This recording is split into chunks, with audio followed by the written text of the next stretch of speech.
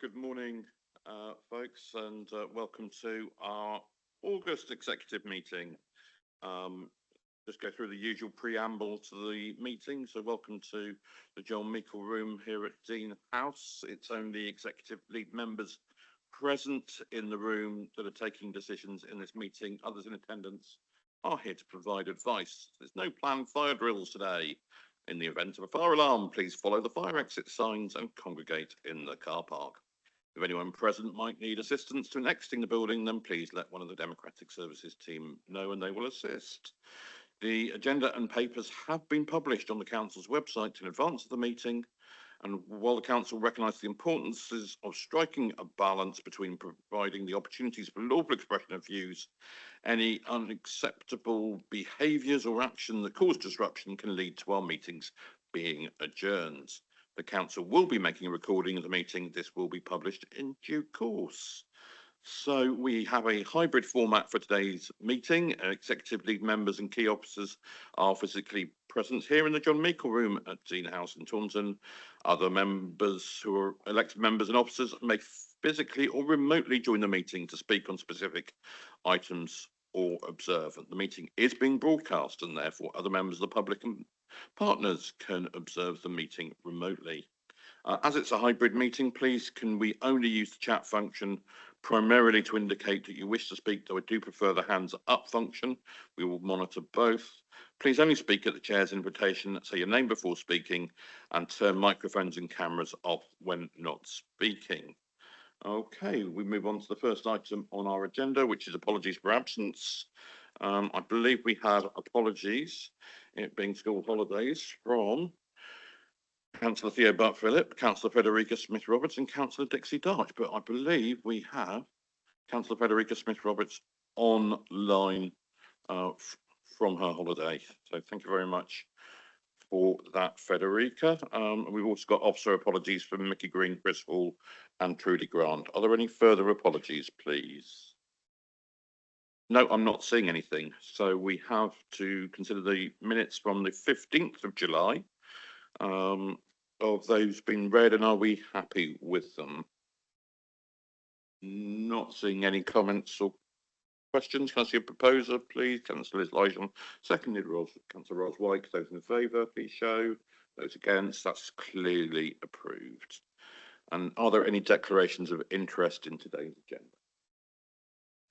No, thank you very much, which moves us on to public question time. Are there any public questions for us today? There's no public questions. And so we move on to the executive forward plan, which has been published on the council's website. Are there any comments or questions from lead members or associate lead members on the forward plan, or from any other members online or in the room? No, not seeing any, which moves us rapidly on to item 6, and it's the Somerset Cultural Strategy. And I'd like to invite Councillor Frederica Smith-Roberts to introduce the item, and then we'll pass on to Liz Dawson for her comment. Morning, everyone.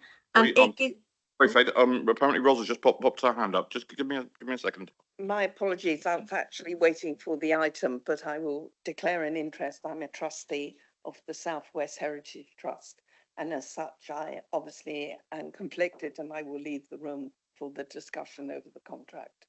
Okay, thank you for that. Sorry, Fred, I hadn't seen that one in the room. Okay, carry on, Fred. Morning, everybody. It brings me great pleasure to actually bring the cultural strategy forward, as we have been on a long journey in getting this to where we are today. This piece of work kicked off in 2022 prior to vesting day, and was about celebrating, and continues to celebrate, all the different fabrics that make up the great place that we all enjoy live, working and playing in Somerset. Along that journey, we have undertaken research, we've worked with partners, we've had events so that we can find out what does culture mean to people within our great county. We've brought all of that forward, and here we are today with this strategy in front of us. This strategy has to have evolved over this time in the fact that we have undergone as an organisation a financial emergency. So where it is today is very different compared to where it was along the journey, because it is now about us co-developing, co-working and making sure that culture underpins within our organisation all the services that we offer to the community, and reflecting on what they can do with the work that they already do to continue the great work that different organisations within our county undertake. We've learned many things, and you'll see that through the document, through all the different things that culture mean to people. It can be about our landscapes, it can be about our food, it's about our heritage, it's about whether that's going to our theatres, but it's many different things to many different people. I'd like to thank all of those that have been involved in bringing the cultural strategy forward. Firstly, our partners, the Arts Council England. I think we've got a pivotal moment here as a council. For over a decade, I think that culture has taken a back seat in many things that has happened in relation to how the council looks. And by bringing this forward today, we're marking that kind of new era and building on the journey that we've created by having an arts hub in the Octagon, by having the MPO in the South, and by having the music hub as well. And it's bringing together all of those different pieces of work that we've undertaken. So I do thank Arts Council, but alongside that, people like the South West Heritage Trust and the other organisations that have helped feed in to make this document what it is.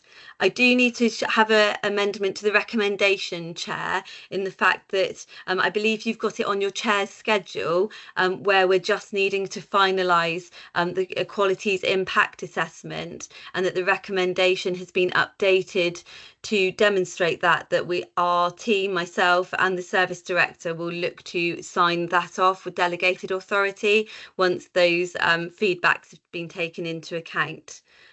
I will finalise what I'm saying in relation to this great strategy, but also answer any questions by just thanking the team that have been involved in this, particularly Liz Dawson, who has led this team in relation to bringing this forward today.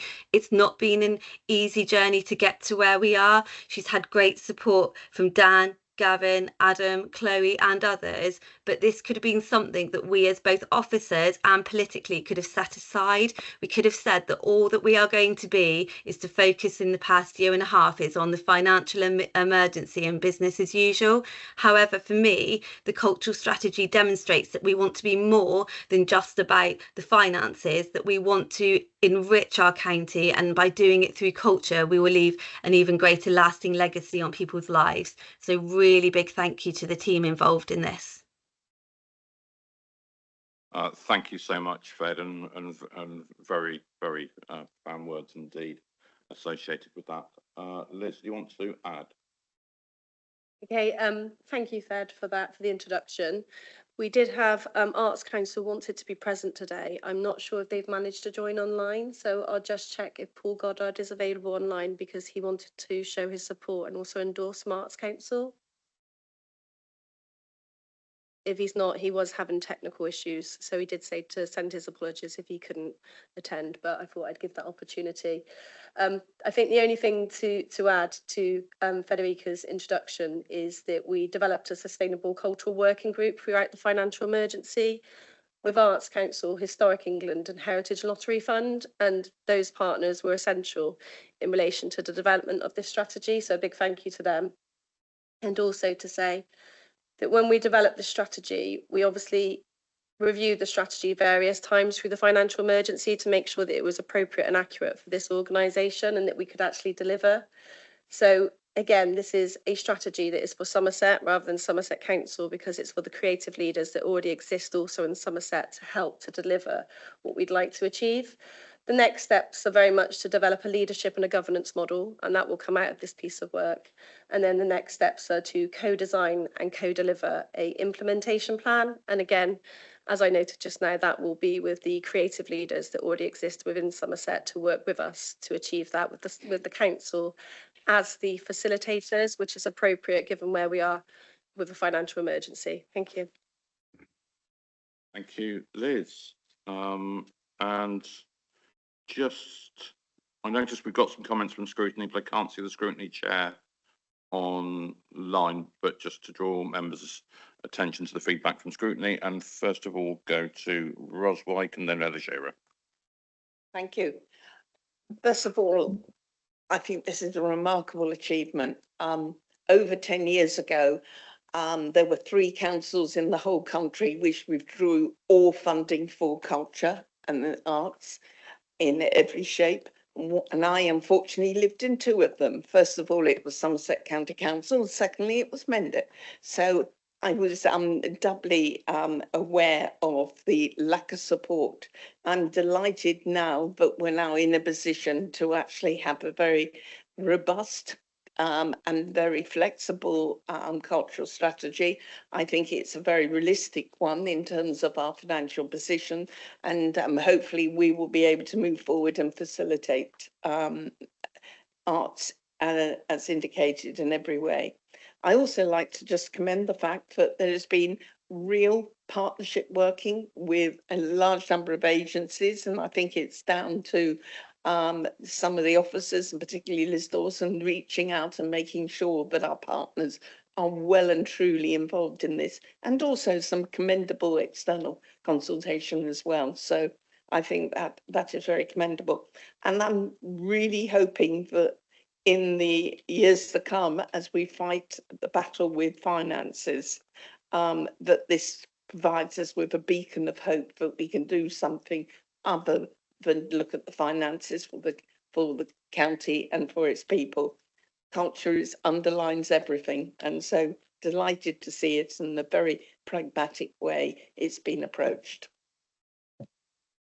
Thank you, Councillor Wyke, and Councillor Heather Shearer. Good morning, Heather. Good morning. Thank you very much. And I just want to add thanks as well to Fed's words and also Ros's about the good work that's gone into this. It's produced a really good, very clear, very collaborative, very comprehensive document, but underscoring our role as a convener or an advocate or a collaborator, because that's really what we do best, I think, which is really good.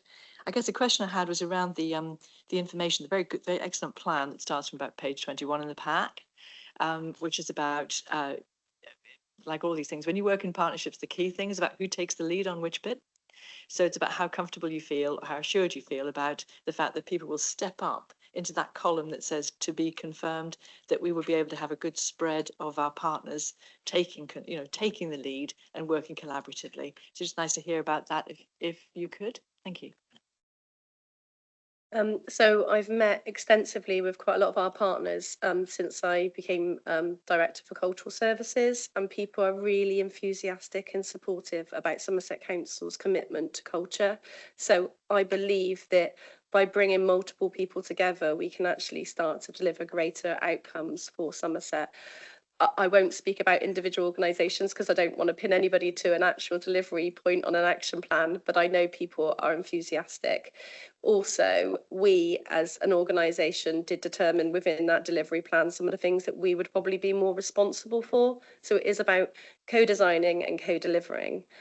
However, we felt that because it is an implementation plan that at the moment is a live document that we'd like to co-develop and co-deliver, that we left it to be confirmed so that we could sit together and determine that. So I believe we will get the enthusiasm, and I believe that the creative leaders in Somerset have been waiting for this. And when I say the creative leaders, anybody can be a creative leader, even someone working in their bedroom. You know, it's multiple people that are artists that can work and come together with us. Thank you, and Councillor Liz Lisham. Thank you, Chair.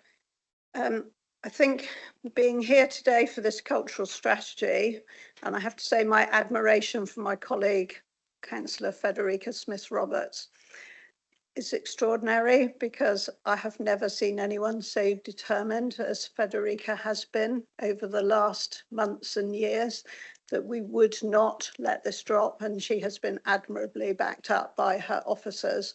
But I recall, as Councillor Wyke has referenced, the decisions taken in 2011 when I was manager of one of those arts organisations that lost all its funding overnight. And my upset was not about the financial situation, because I understood that. It was because nobody would listen to me. Nobody would sit at a table and hear what we had to say about how tapering, how a different approach could work better than just cutting off funding overnight. And that's when I decided to stand for election, and I did. And here I've been, declaring a financial emergency. So let us say to anyone, you never know what lies ahead. But thank you, Feds, thank you, Liz, thank you to all of those officers, and particularly thank you to the Arts Council, because I was concerned after 2011 that we would never sit at a table with them again and have a constructive conversation. And we have done that with all those partners. We will see later in the agenda today that we understand the challenges and we understand what commitment means. And I'm with you, Fed, every step of the way. Thank you so much. Thank you, Chair. Thank you, Liz and Sarah Wakefield.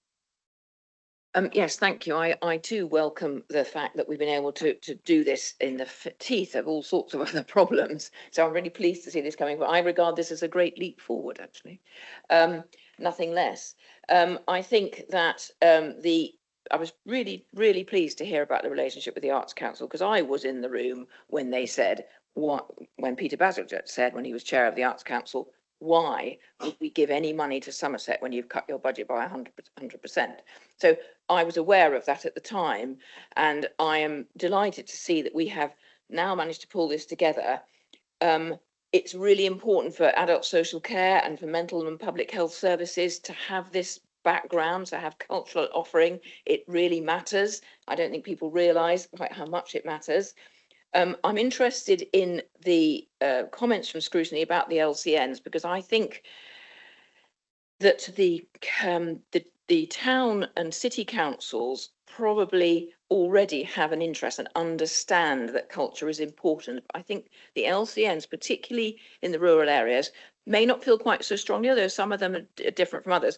But if we're going to ask the LCNs to assist with this, I think we need to make it clear to them that there is a role for them. So my question really is, how are we going to get them involved? Because at the moment, they are wondering what their roles are in certain areas, but I think we need to present to them. And I'm just wondering if you're planning to do that. So I think that there are opportunities to find efficiencies with the local community network. So we've already been working with town and parish councils. So there's lots of town councils that are already developing cultural strategies themselves, or they're waiting for this cultural strategy to come through to then work from.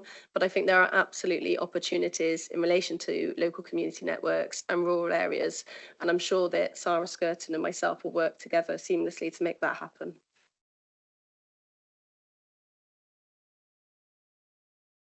Okay, not seeing any other lead members or associate lead members. Move on to Councillor David Fothergill. David.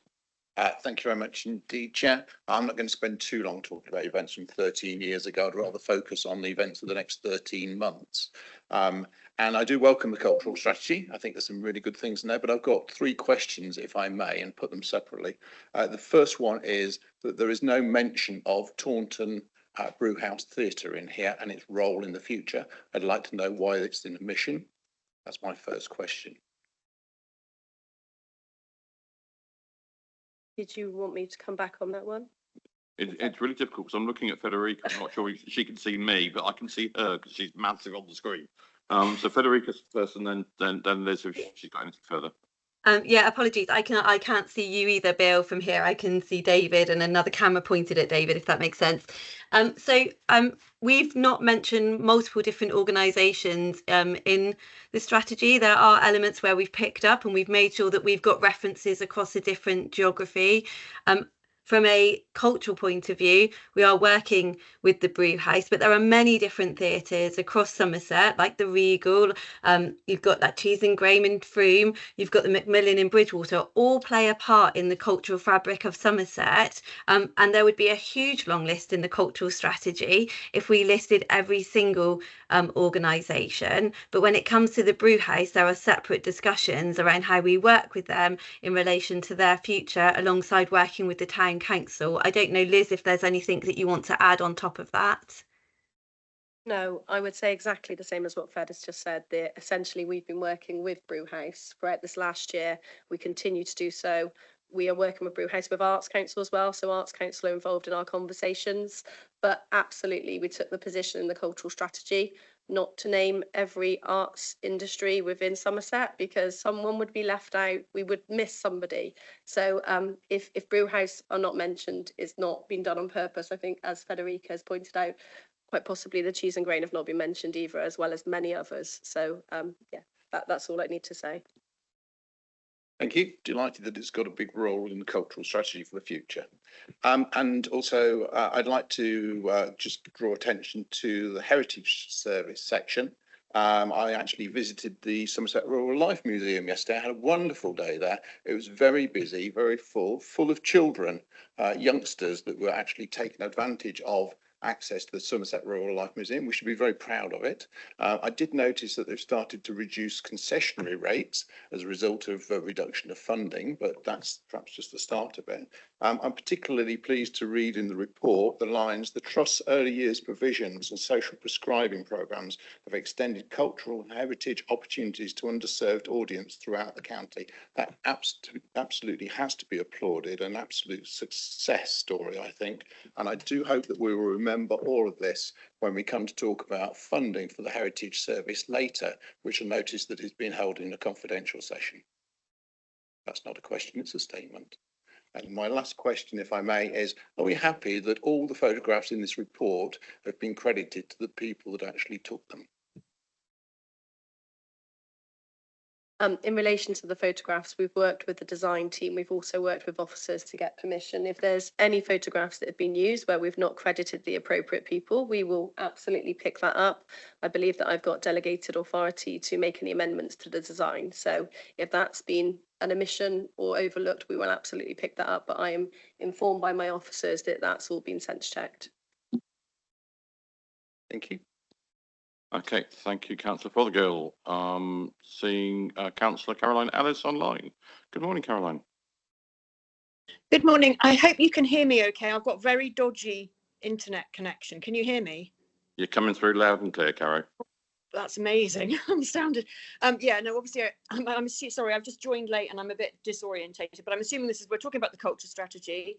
Very much welcome Somerset having a culture strategy. Somerset has amazing culture.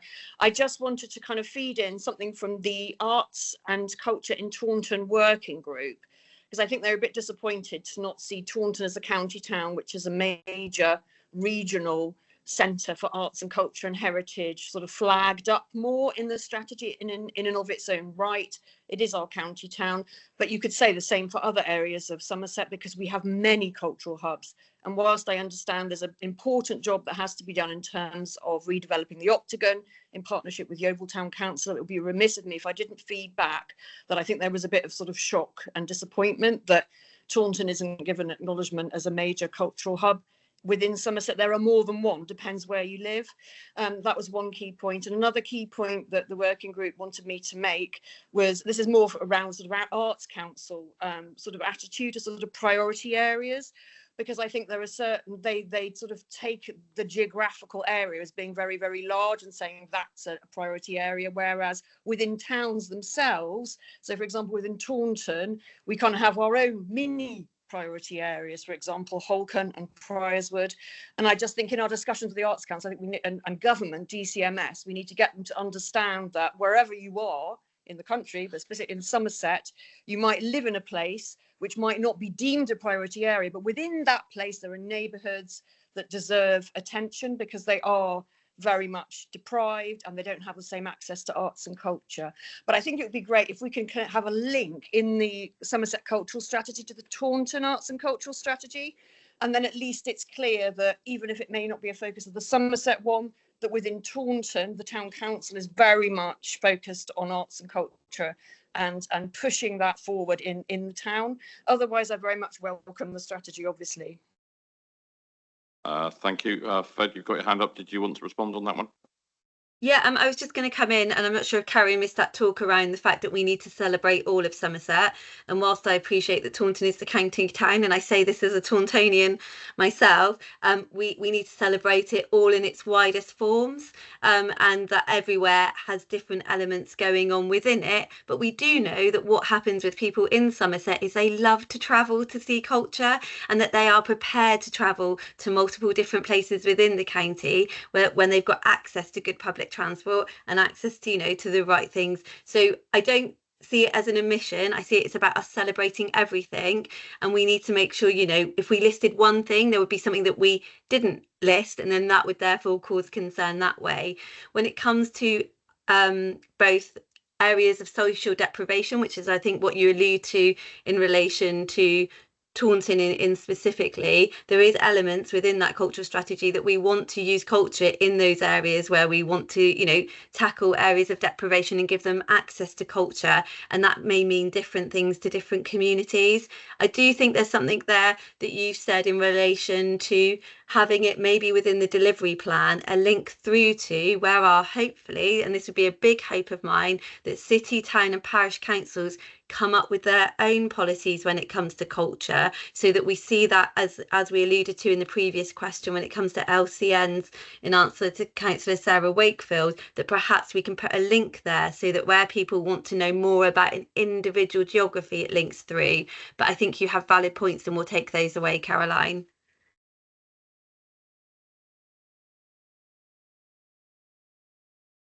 Okay, thank you very much, and move on now to Councillor Francis Nicholson. Good morning, Francis.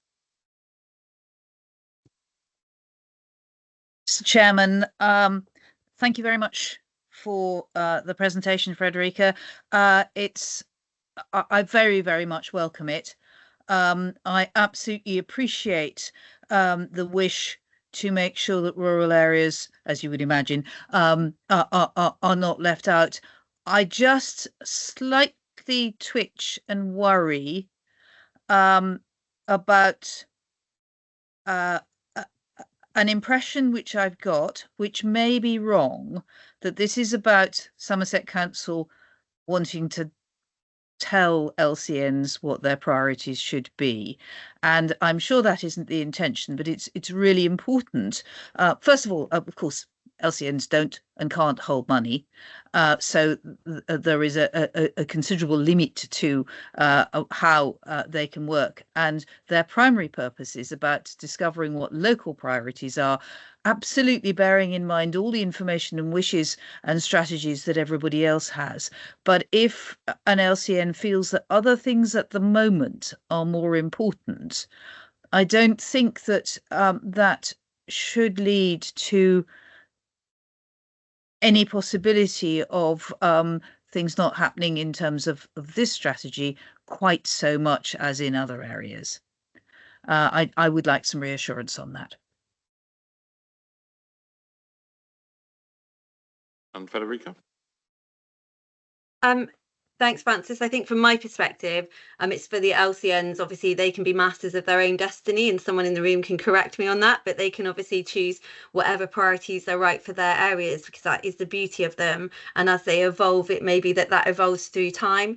I think for me, it's actually like this strategy in general, what we just want, you know, to think about where we're being co-adopted and making sure that we facilitate even within our own council departments, is that we think about how culture can interact in every way of life, so that actually, you know, I've seen some beautiful things in the MPO as an example in the south, where culture is used in relation to dance classes related to Parkinson's and around those who would normally, you know, be supported by adult services. And actually, we're using culture in those forums about health and well-being and mental health, in particular in relation to postnatal mental health. And culture is being used as a facilitator to help tackle that. So I think that there is something there for LCNs to think about, and where this strategy then works is going, what are you working on at the moment, and is there a way that culture can play a part to enrich people's lives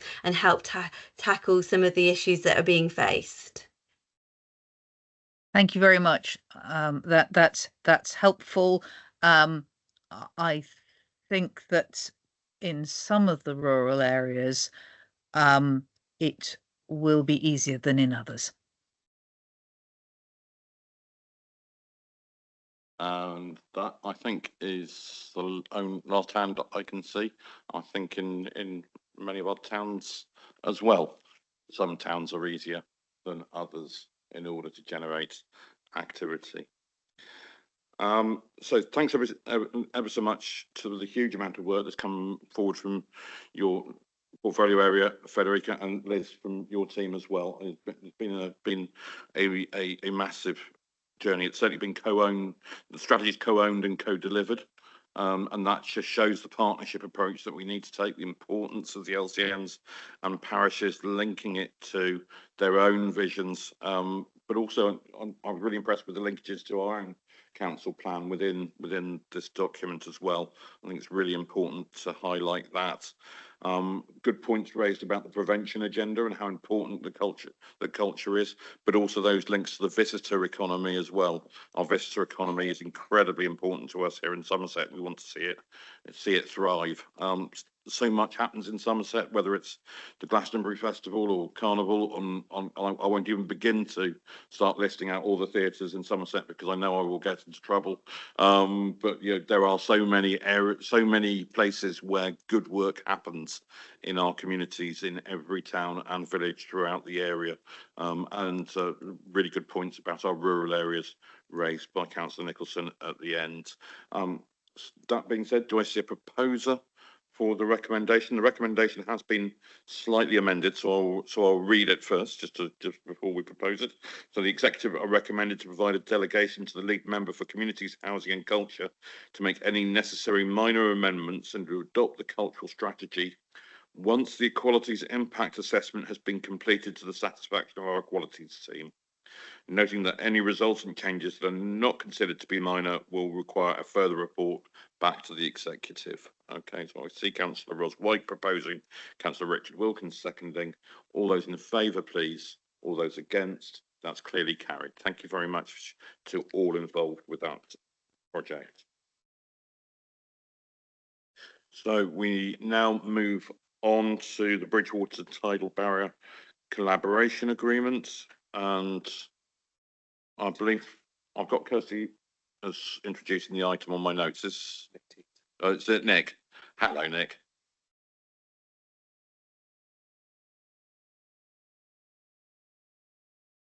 Okay.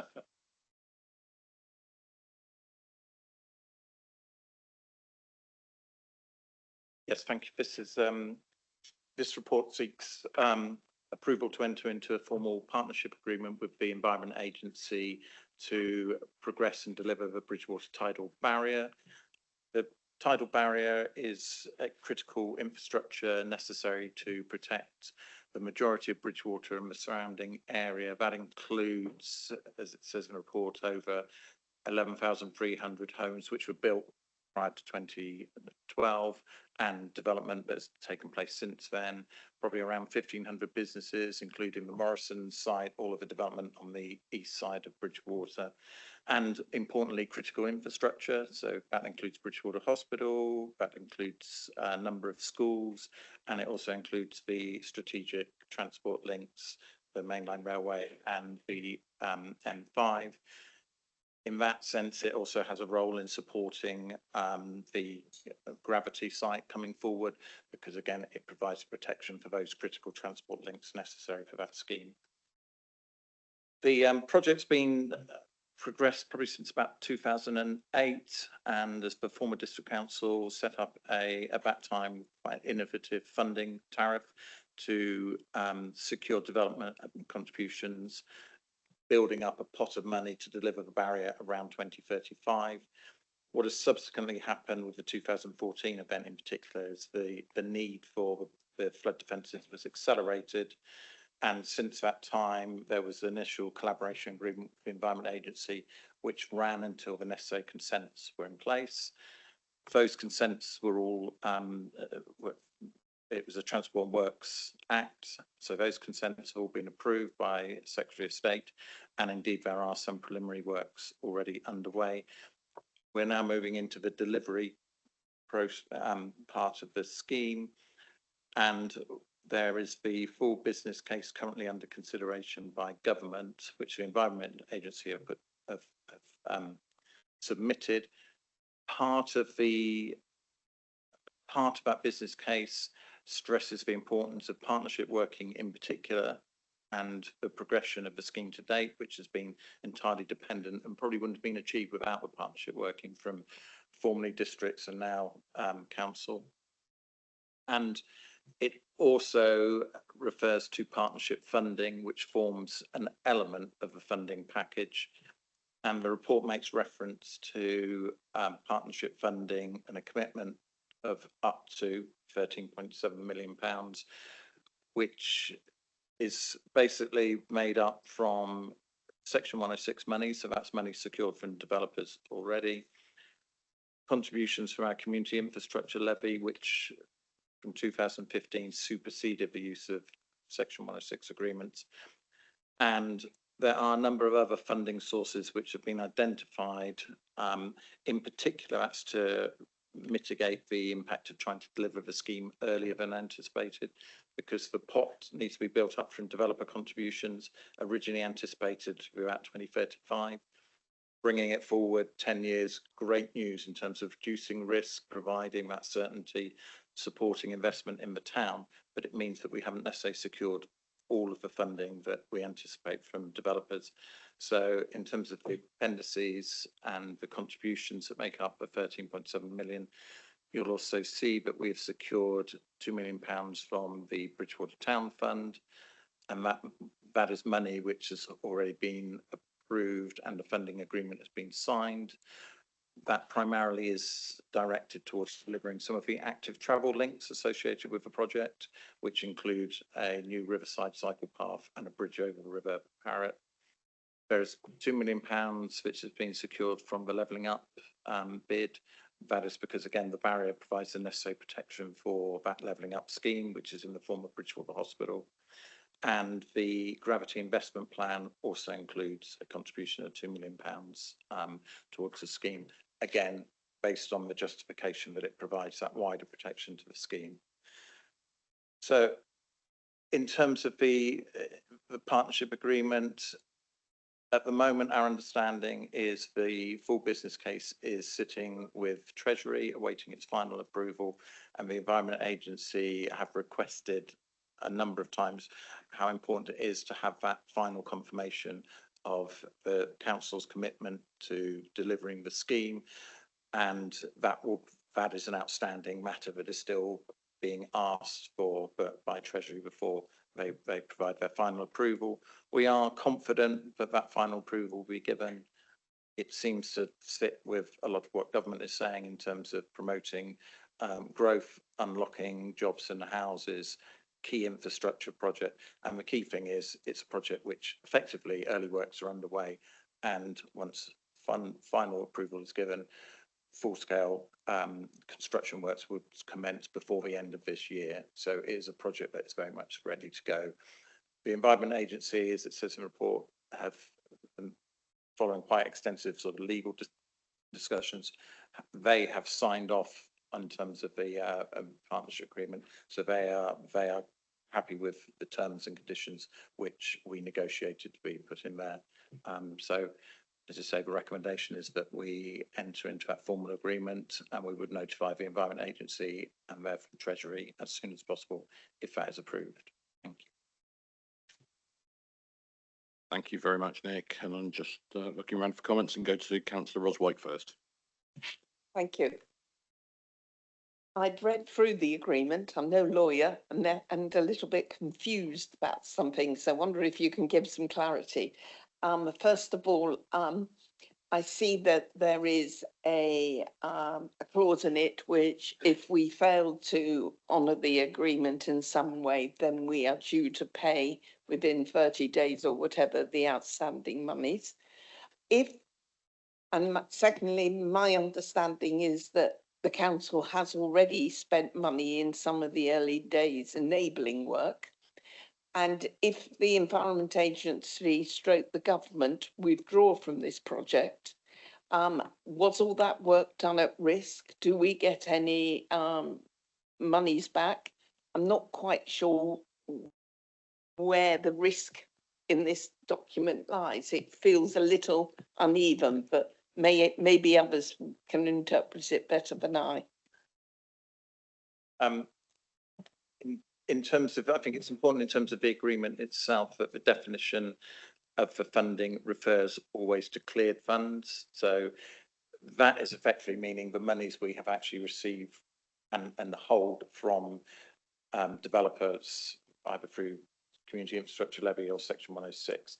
So if, and I think on the scale of things that is, you know, these are unlikely scenarios in agreement with another public body, but if the project halted or had to be terminated for any reason, it would be only the monies we'd held for that project. There isn't a requirement for us to be paying over monies which we've yet to secure from developers. I think that's an important point because whilst I can point to legal agreements where we have funding secured and received are different things. So the agreement does make it clear that it's cleared funds. In terms of the previous contributions, we secured through the former South West Local Enterprise Partnership £2 million, which was used effectively to get the necessary consents, the Transport Works Order Act, and all of the preliminary investigations. We have also, from recollection, because it won't necessarily be in here, but I think it's certainly, I think it's £1.2 million of the flood contributions, which we'd secured from, in particular, North East Bridgewater, also went into the design, certainly the outline business case and the design. So our monies have got us to a position where we have a design scheme that's deliverable and has all the necessary consents. In any scenario, that's not wasted money because the scheme is ready to go, subject to funding. If there was a delay in that funding, I suppose the issue will be about, you know, how we move forward, because it is critical in allowing development to continue to take place.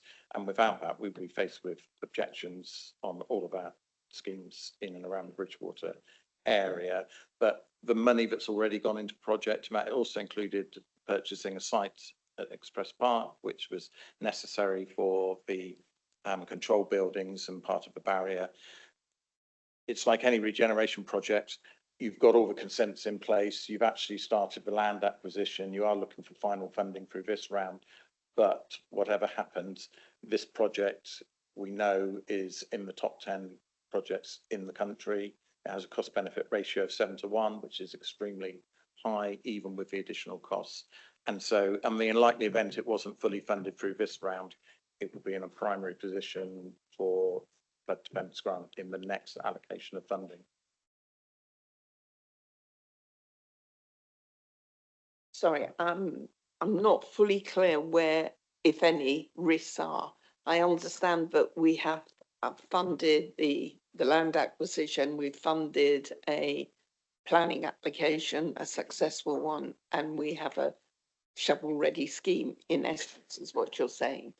So all those monies have already been spent and they will retain a value regardless of a short-term decision about funding. Are there any other funds which we have committed where if the scheme stalls in any way, we have a risk related to them, whether part preparation or something or whatever? I'm just trying to understand where the risk is. The fundamental risk is that we actually have a town which needs flood protection. I understand that, but the monetary risks at this moment in time.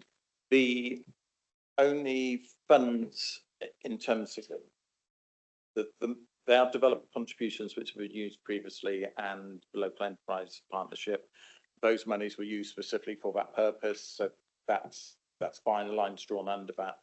In terms of the current £13.7 million, there is a funding agreement approved from the town deal for delivery of some of the active travel route.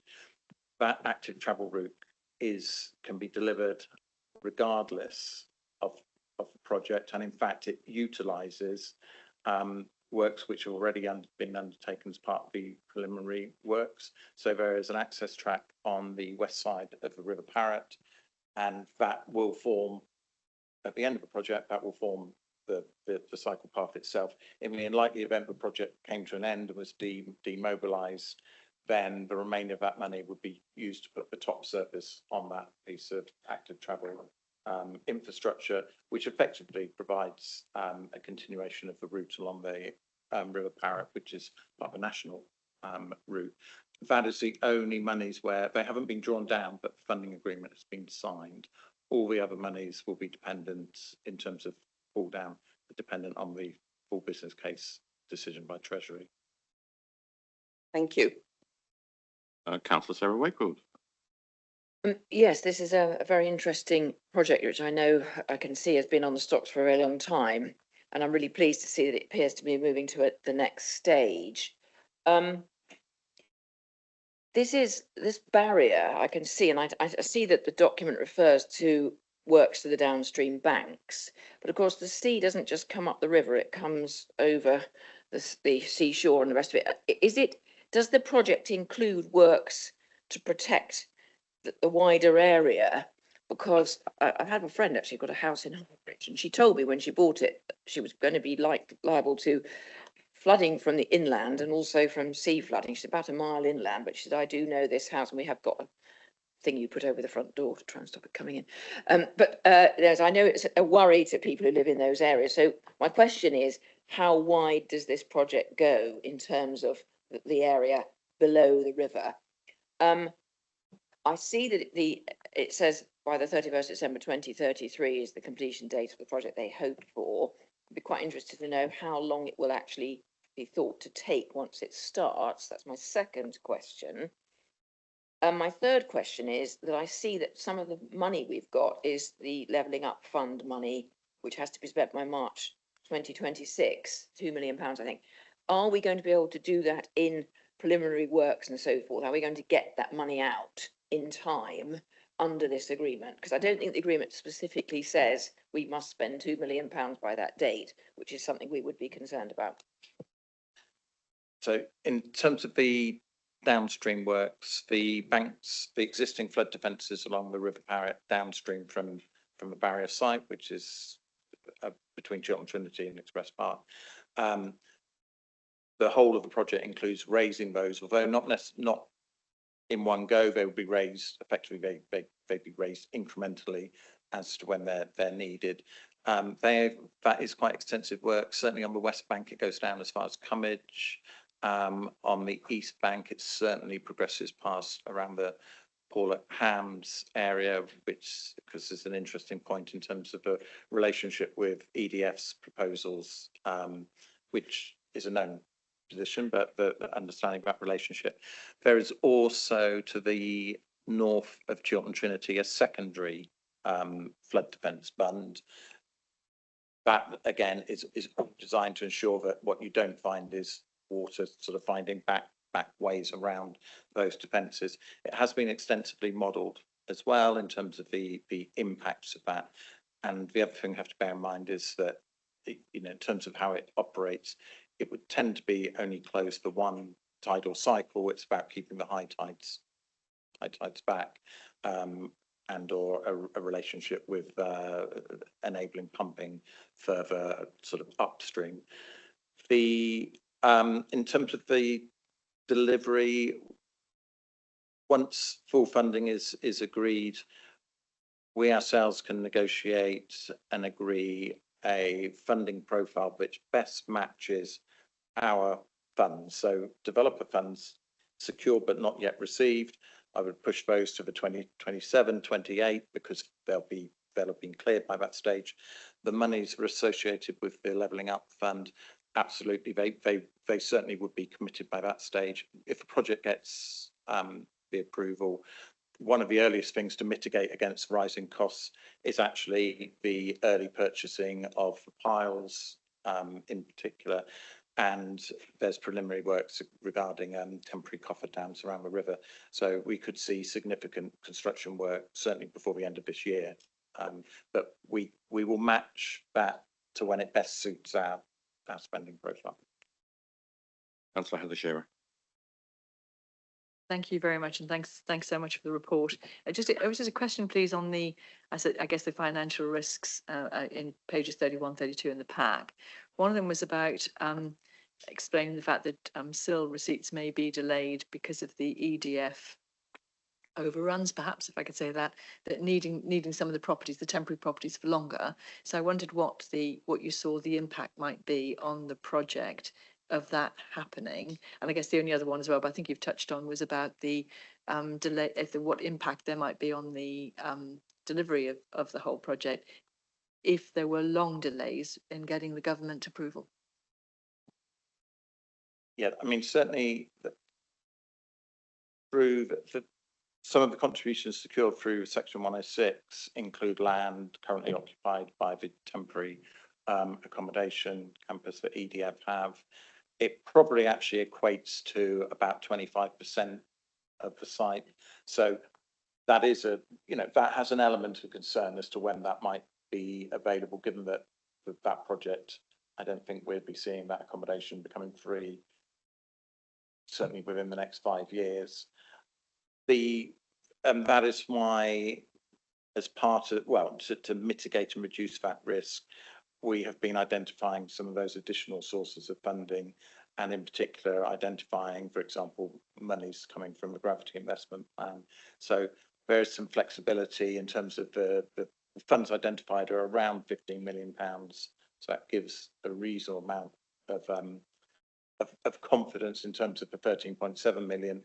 And again, the other way to mitigate that is to be pushing some of our contributions. For example, the monies from the Section 106 agreement, we can agree that they go to the latter stages of the downstream banks, for example, which is some of those works are needed a number of years after the barrier is actually operational. So in terms of the overall project risk, yes, final approval of funding, it's a scheme which went up significantly in cost. It still has, as I say, a very positive cost-benefit ratio. Our understanding is that DEFRA assurance has already been given, so it is with Treasury, and effectively, the flood defence funding nationally will probably deliver half the schemes which it was previously anticipated, because of course our scheme is ranked, I think, 6th or 7th in the country in terms of its value, what it delivers, what it unlocks. And I don't think we underplay either. It's not a massive influence on it, but we also don't underplay the significance to Agratas, because government know about that project, they know about Bridgewater, they know about Hinkley, and actually this is unlocking and enabling those big projects to be seen through to delivery. Thank you, Heather. Not seeing any other lead members. Oh, sorry, Joe Randall Green. I'm sorry, Joe, I missed you. That's right. I only just put my hand. Thank you very much. I just think this is the money for this project now, but in the future, are we going to be called upon to put forward more funding towards this? Because there must surely be ongoing maintenance and works to keep this going.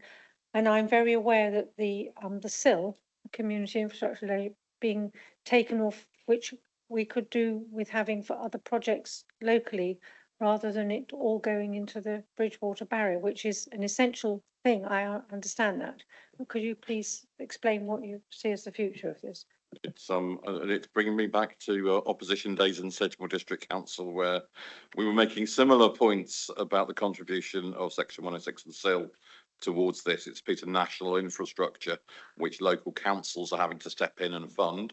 And while we need to do that, because of the situation we're in, we have to recognise that there is a deficit of funding.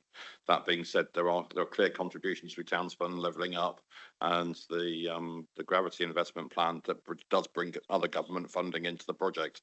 But yes, I certainly have a discomfort around this that comes from those days. Sorry, Nick, I took that question. I jumped into the path of the bullet, but please do carry on. come up with a different answer quickly. In terms of the maintenance, no, that's an Environment Agency flood defence structure. That will be their responsibility. This partnership agreement takes us through to the physical delivery of the capital scheme. And we're very clear on that. The other thing we've been very clear on is, although the costs increased significantly, 50 or 60% over the last 2 years, our contribution, we've made it clear, our contribution has remained the same. It's the same as it always was. You know, again, recognising the council doesn't have the ability anyway, certainly through developer funding, to magic up additional money. So it's very clear that this contribution is up to the 13.7 million, and future maintenance is an Environment Agency function for them to take. In terms of the I'm absolutely, you know, I do understand community infrastructure levy. We have to remember that it's effectively replaced Section 106 obligations. Certainly all developments since 2012 would not have been approved were it not having a contribution, or were it not able to demonstrate it was safe for the lifetime of development. That's sort of planning situation where you have to show you're safe for the next 100 years.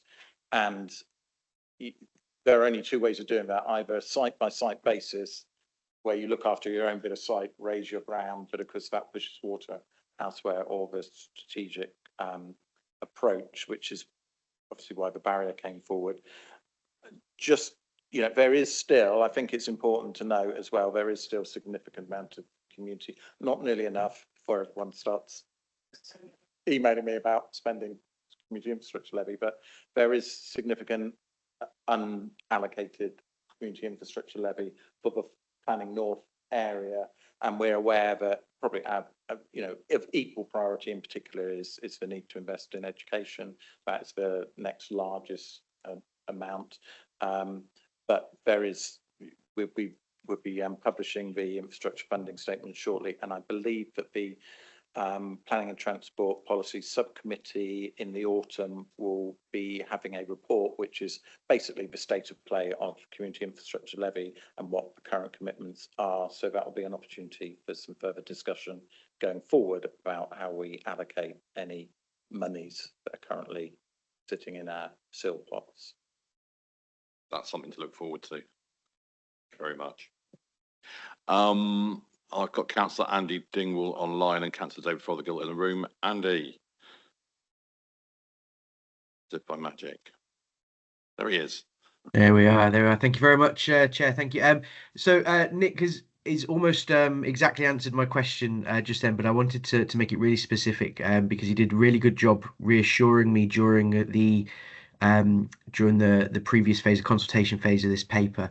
The council's contribution here is £13.7 million, which initially was 20% of the cost of the project and is now as low as 6% of the cost of the project. And I just want it to be properly minuted, you know, and definitely in there that 13.7 is the cash cap. There's no percentage contribution or anything like that. Like I say, really good job reassuring me in the email, but I just wanted to make sure it was minuted. Thank you, Matt. That absolutely, Matt, definitely is the case. So although very significant increases in the cost, those are having to be funded through other sources. The Environment Agency are working very hard to secure funding from other government organisations as well, but that is why it is sitting with Treasury, because it goes beyond what they would normally secure through their current partnership agreements. So that is why it's having the additional scrutiny and requires Treasury consent. Thank you, Andy. Thank you. And David. Thank you, Chair. And I welcome this paper. I would support the paper, and I've been a long time supporter of the Bridgewater tidal barrier, because in 2013-14 I saw the devastating effect that flooding has on houses and properties across that part of Somerset. And in fact, although it's not mentioned in this paper, this will have a beneficial effect all the way back to Creek St Michael as the tidal flow of the river, and also to the other side of Langport. And part of the problem in 2013-14 was that the water couldn't escape fast enough because the tide was coming back up the river and everything was meeting one another. So I do welcome it, and I do think that it will protect the levels and the houses, particularly my division and your division of Fordgate and Moorland and those properties which flooded very badly. My one question is, it's not about dredging, because I'm assuming that we'll continue to dredge, or some will continue to dredge it, but will there be an impact of this tidal barrier on the process of dredging the rivers by the scouring process? Does it prevent that silt being scoured from the riverbed and flowing out into the sea, because it's now putting a barrier in place which wouldn't allow that to naturally happen? Considering my background in planning, I sort of started to get to know a little bit more about silt and dredging of the river. And we have to remember that the barrier is only anticipated to be used a relatively few number of days a year, although that will increase as we go on. As part of the conditions, there's extensive silt monitoring required anyway to understand fully the effect. We also want to understand the effect downstream around Dumble and the wharf there. But the way you also operate the barrier, because it's with the gates, what you can do is you partially raise them so that you get increased flow under them, so it effectively flushes silt away from and downstream. So you can actually use the mechanism to maintain that. But the ongoing silt monitoring is also a really important part of that, because best word in the world, the Barrow is a very active and changing river. Councillor Oswald wants to come back. Thank you. If I may, just on a separate issue, I'm very aware that Newport has the second highest tidal reach in the world, outside, I think, the Bay of Fundy in Canada, and I recognise that the River Parrett also has a significant move. I believe I understand why there is no electricity generation related to the barrier, but given it's been asked on many occasions, including yet again this weekend by people, can you just confirm why we don't have any electricity generation on the barrier, given the significance of the tidal movement? I mean, there's two issues, but primarily it is because of the nature of the river, the extremely high volumes of silt. I believe even if you had a permanent structure, something that was similar to what's been proposed sometimes across the Severn and what's in northern France has, even that has difficulties in terms of facilitation building up. There is so much material coming both down and upstream, and therefore it would detract from the fundamental requirements, which is around flood defence. So the additional works and maintenance would effectively produce very little net gain. However, obviously every opportunity is being made to build in other forms of sustainable design, and I believe in terms of solar panels on the control room, control roof, and as a wider project in terms of its benefit to the environment, there are a host of other environmental initiatives which are either directly funded from a barrier or associated with it, which are looking at, for instance, the introduction of new wetlands areas, which have a benefit in terms of carbon reduction and ecology. So sort of trying to offset the difficulty of minimal generation on the barrier by a range of other projects as well. Thank you. Councillor Mark Healy. Good morning, Mark. Morning, Chairman. Morning, everybody. Yes, a very interesting conversation this, because I live just outside of Bridgwater, as you know, but it has, since 2013, the knock-on effect from the insurance world has been prolific. Very few people now within a Bridgwater can actually get flood damage insurance. The insurance people refuse to actually allow it to happen. So hopefully, when this barrier is built and is in use, hopefully maybe we've got to get in touch with the local MP, and I don't know about saying, can they reverse now this non-insurance flood damage for houses, because it is affecting a lot of people. Just an observation, not a question, just an observation, Chairman. Thank you. Yeah, and an aspiration I think I would share for many of my constituents who would be benefited from this. Hopefully we can see some movement in the insurance industry to recognise that this infrastructure will provide a greater level of assurance against flood risk, which is why it's so important and so needed.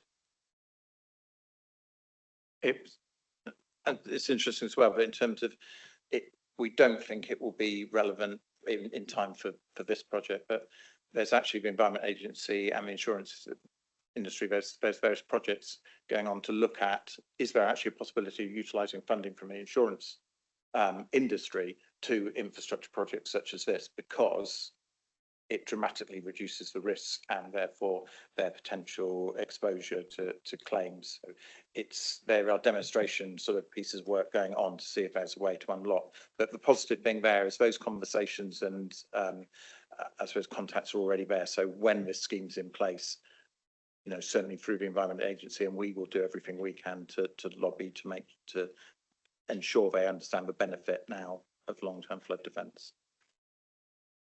Thank you, Nick. I'm not seeing any other hands online or in the room, which brings us on to sum up and move to the recommendation. So yeah, it's absolutely crucial that we get this infrastructure in place. It protects so many homes in Somerset, and there is a very significant cost benefit ratio which is in there. We are contributing as Somerset Council to this from the various funds set out in the table in the paper, but we're also this is a project of national infrastructure and national importance, that we do want this to come forward as soon as possible, and we need to ensure that we secure the building of this so that it protects homes and enables further development as well.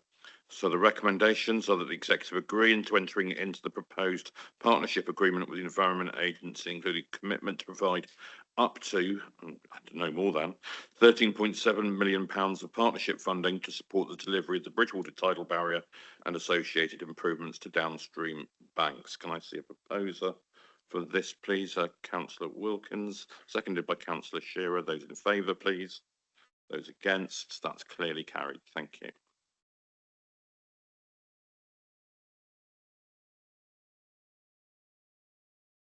And Nick, thank you to you and all your team for all the hard work that's gone into this project. It has been a long time, it feels, and I know there's still plenty more to come.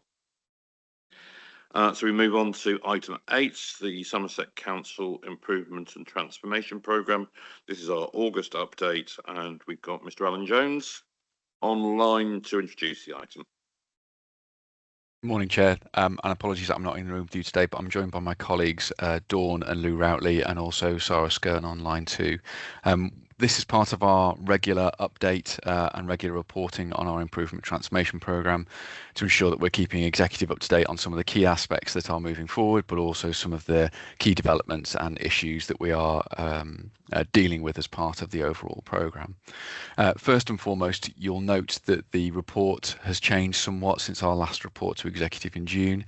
We're now using the same programme reports that are circulated through the programme architecture, so all of the same reporting. We're trying to ensure that all of the live updating is accurate, but also make sure that we're not duplicating effort between the officer reporting that's used to manage the programme on a day-to-day basis and the final reports that are being presented to executive and scrutiny and the like. This last update was complete as of the 12th of July, and that fits in with the reporting cycle associated with the agendas. There are slight delays in some of the more accurate and up-to-date information as a result of that, but most of that has been dealt with in the reporting process, and we can cover any discrepancies today. We've also made sure that we've got the overall approach to the dashboard reporting, and this will be the standard format that will be worked across each of our transformation programs and each of the activities that will be taken forward, and we've taken advice from LGA peers. More on that in a second. We continue to keep scrutiny engaged, so we've had several sessions with scrutiny, the last one being in July, and there's now a particular focus emerging on the risks associated with the programme, but more importantly, not the risk in and of themselves, but more importantly, taking a look at some of the mitigation measures and are they fit for purpose. We have an agreement with the chair of scrutiny that will continue to review that as part of the process, but also consider whether we can do that as part of scrutiny workshop sessions, and again making sure we're using their time as quickly as possible. In terms of some of the key points from the dashboard itself, the overall programme remains on track except for partnerships, devolution and localities, and that work stream has just struggled with resourcing pressures. They're now resolved, and we've have programme resource also in place to help support that, and we've also engaged with the Society of Local Council Clerks to provide us some additional capacity following some changes in the team. The biggest change in the programme update since our last update to you is that the schedule for the main element of the workforce programme, particularly around this commencement, the 45-day consultation of the next round of restructuring for layers 4 to 6 within the organisation, has been delayed from July till September, principally due to the complexity of mapping all of the impacted posts, but also ensuring that we've considered all aspects in each of the teams and mapped all and any changes associated with that. It also means that we're able to embed robust establishment control as part of the programme. So we're able to map and consider where each and every post sits, but also consider where we've got management layers that are no longer fit for purpose based upon some of the design principles that have previously been reported to executive. At the moment, we've got 11 risks being reported in our programme, and they're set out to you in Appendix B, but you can see as part of this process, we've been really clear about the mitigation measures that have been in place and the adjusted scores as a result of that.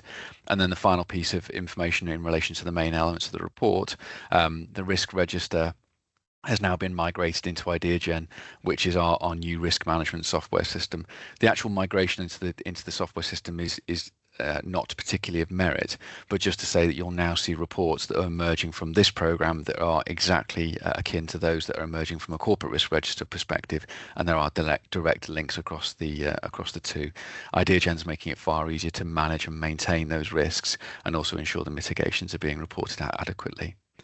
The final piece of information I just wanted to highlight is that we did invite the LGA to review our transformation programme with us. This was part of some informal feedback as we build up into our full corporate peer review in November of this year, and also considering the scope of our programme, taking some early advice on any amendments we needed to make.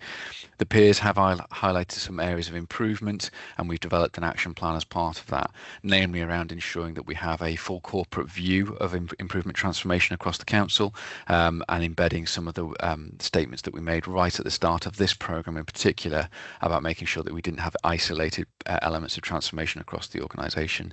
We'll finalise that action plan once we've received the final response from the LGA, and of course bring that back to members in public session to ensure you're fully cited on the feedback that's been received. At that point, Chair, I'll stop and happy to answer any questions. Thank you, Alan. Dawn and Lou, anything to add? No, not at this stage. Questions? First of all, Heather. Hi, thank you, Alan, and a big thank you to all of you who are trying to keep a track of this very, very unwieldy programme. So I've got a lot of sympathy for you for what you're trying to do and trying to keep it all very tight and very measurable. And I'm really pleased to see it every month. I've got a couple of questions, if I may. If I just sing them out, I'll try not to take too long on them. One is about on page 95, you make a reference just to some delays around the partnership, devolution and localities. And you've got a narrative there, but I couldn't quite visualize what you meant by it. So if you could just help me understand what's in that wee paragraph, I'm sure it'll be fine, but just to get it. Similarly, just real curiosity, on page 96, there's a reference there about the subject matter experts that test things out. And I just wondered, who are your subject matter experts? I was just kind of curious. I thought that was but it's a helpful thing to do. And then the last two things, which you won't be surprised to hear me say, because I think I've said in rooms before, is very, very diligently, you've got a very good risk around page 99 and around it, that wonderful risk register, which talks about the current risk mitigated and then your target risks. You've got a couple which you say are red and stay red, even after our current mitigations. How confident are we that we can get to that was around unmotivated workforce, and the other one was being able to achieve our digital and data ambitions? How confident are we that we can make those target lower risk ratings, please? Thank you, Heather. And I think that's the first time I've ever heard the phrase wonderful risk register. So we'll enjoy that one. Thank you, Alan. Thank you, Chair, and thank you for the questions, and likewise, thank you for the comments on the risk register. It's something we're particularly kind of proud of developing and making sure that it is as transparent and accurate as possible. Just dealing with the delays in partnerships, devolution and localities. Principally, we've had some issues in terms of posts in that service area and across the programme that are being looked at. So we've had some changes in the team structures. As a result, we have entered into an arrangement with the Society of Local Council Clerks to provide that additional capacity wherever possible. The impact principally has been on defining the key aspects of that programme and making sure that we're able to be really clear what will be delivered and by when. So the accuracy of the programme itself. But I know that Sarah Skirton is online. So Sarah, do you want to add anything to that particular response? Thank you, Alan. Hello, everybody. Thank you, Chair. What you say is exactly the situation. We had a few personnel changes within the Partnerships and Localities service area. I'd say that had to escalate it because it was starting to pose a risk to our corporate coordination capacity, primarily for devolution. And working with colleagues, we now have certainly a strong interim position while various other structures are being consulted on, particularly senior programme management input. So I'm confident that we will be in a position over the coming weeks to bring forward a bit more of a detailed programme on devolution. Members are probably aware of some of the delivery recently and real achievements. So it's certainly not slowing down the activity. It's just about how we make sure that we've got that corporate grip overall and we're understanding the interdependencies. Also worth mentioning that now Asset Management Group has got an expanded remit. It provides a really good board to give us as officers a steer on where some of the future priorities might be for devolution. So I suppose, Alan, I'd say watch this space. Thank you. Thank you, Sarah. Just turning to your question around subject matter experts, principally these are those individuals and those teams that are involved in particular topic areas, namely equalities impact, consultation, but also governance. So we've taken steps to build a subject matter expert group, as you would expect in the development of things like budget proposals and the like. We wanted to ensure that they were integrated into the programme so that they saw the development of it, but also can flag any risks and issues associated with any of the proposals that are coming forward and any of the changes that are there. That group is meeting on a weekly basis to review the development of the programme and any particular aspects. They are principally focused on the workforce element at the moment, but that will soon kind of broaden into the sort of wider delivery of the programme, particularly on things like changes to and also the development of our target operating model to ensure that any impacts or changes associated with how services delivered now or in the future will be considered so that they can work out whether and if they can be mitigated as part of the next steps in the restructuring.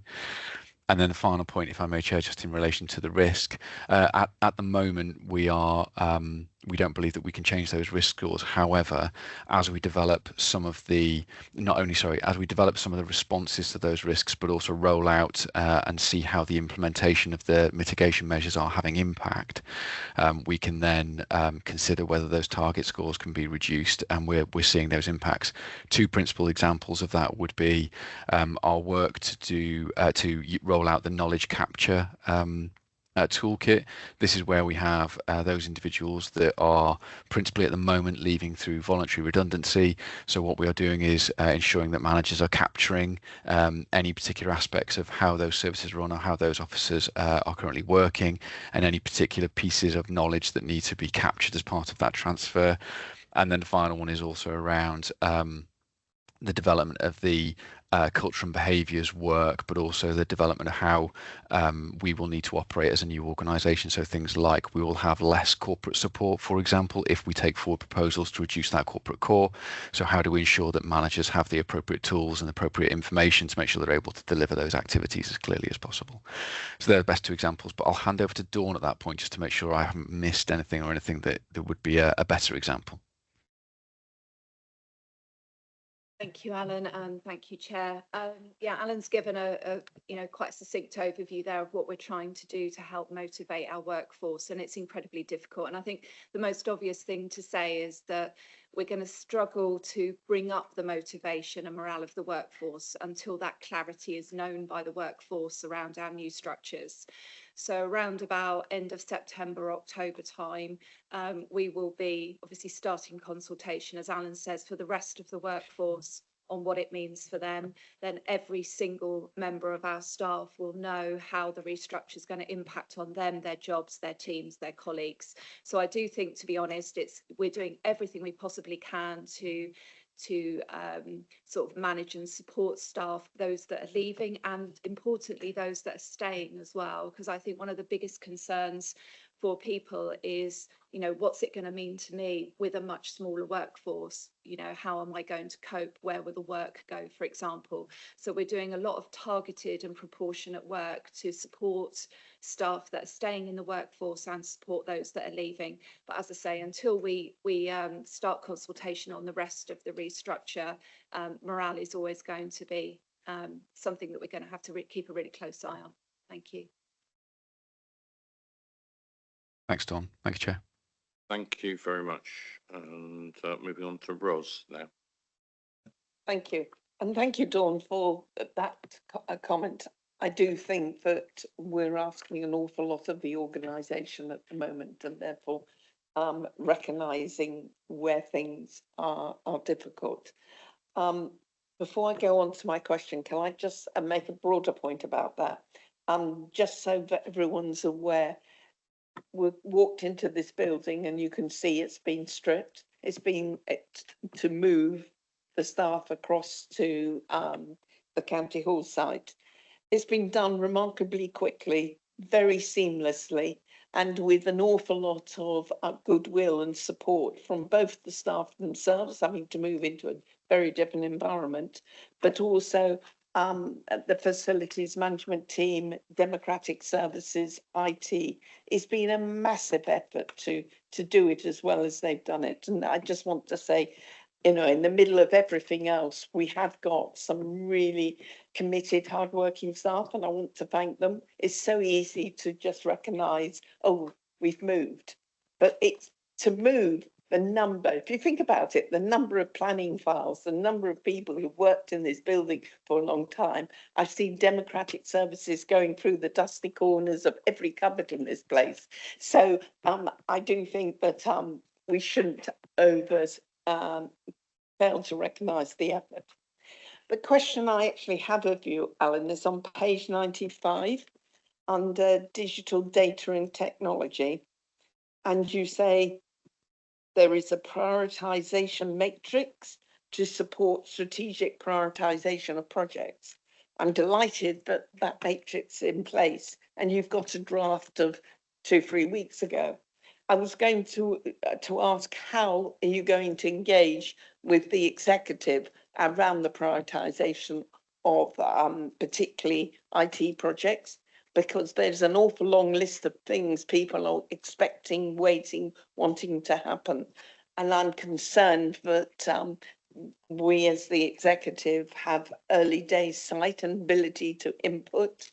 I'm very conscious that we have 5 different planning pieces of software, for instance, and they desperately need one system. We've got people with pen and paper filling in reports to go to central government on the performance of the planning team, etc. I know we can all advocate for our own areas in terms of prioritisation, but I do think the executive need to see that so we understand the thinking behind it, because a number of things get pushed back and we don't really hear about it. We only see the consequences. So I really would welcome early day sight of the prioritisation. As you say, it's strategic and we need to understand the strategy. Thank you. Of course, and thank you for the question through you, Chair. The prioritisation process is still being worked on. So whilst an early cut has been completed, it needs to be refined even further. What's really clear is that we have a number of projects and proposals that are set out within the current ICT prioritisation process, which are based upon, for example, when systems need to be replaced or when particular contracts come to an end. What's really clear as part of this improvement and transformation programme is that we need to think of that entirely differently, because there are a number of other pressures that are beginning to emerge, and you've just highlighted one there in terms of those planning system approaches. So we've been challenging the two leads associated with those elements of the work, so that's Andy Kennell and Sarah Cretney, to review those two aspects in particular and consider as part of the next stage of the programme what that prioritisation process is going to be. But it's really clear we're going to have to think very, very differently as part of that. And just to reassure you, of course, any of those prioritisation processes will be reviewed against A, the council priorities, and B, the target operating model, and will be part of that consideration for both officers as part of that process. But then finally, of course, because of the nature of the investment and the implications potentially for the strategy and the priorities, will be considered and approved by members as part of the executive discussions. Thank you, Chair. Thank you. And Councillor Sarah Wakefield. Yes, thank you for this update.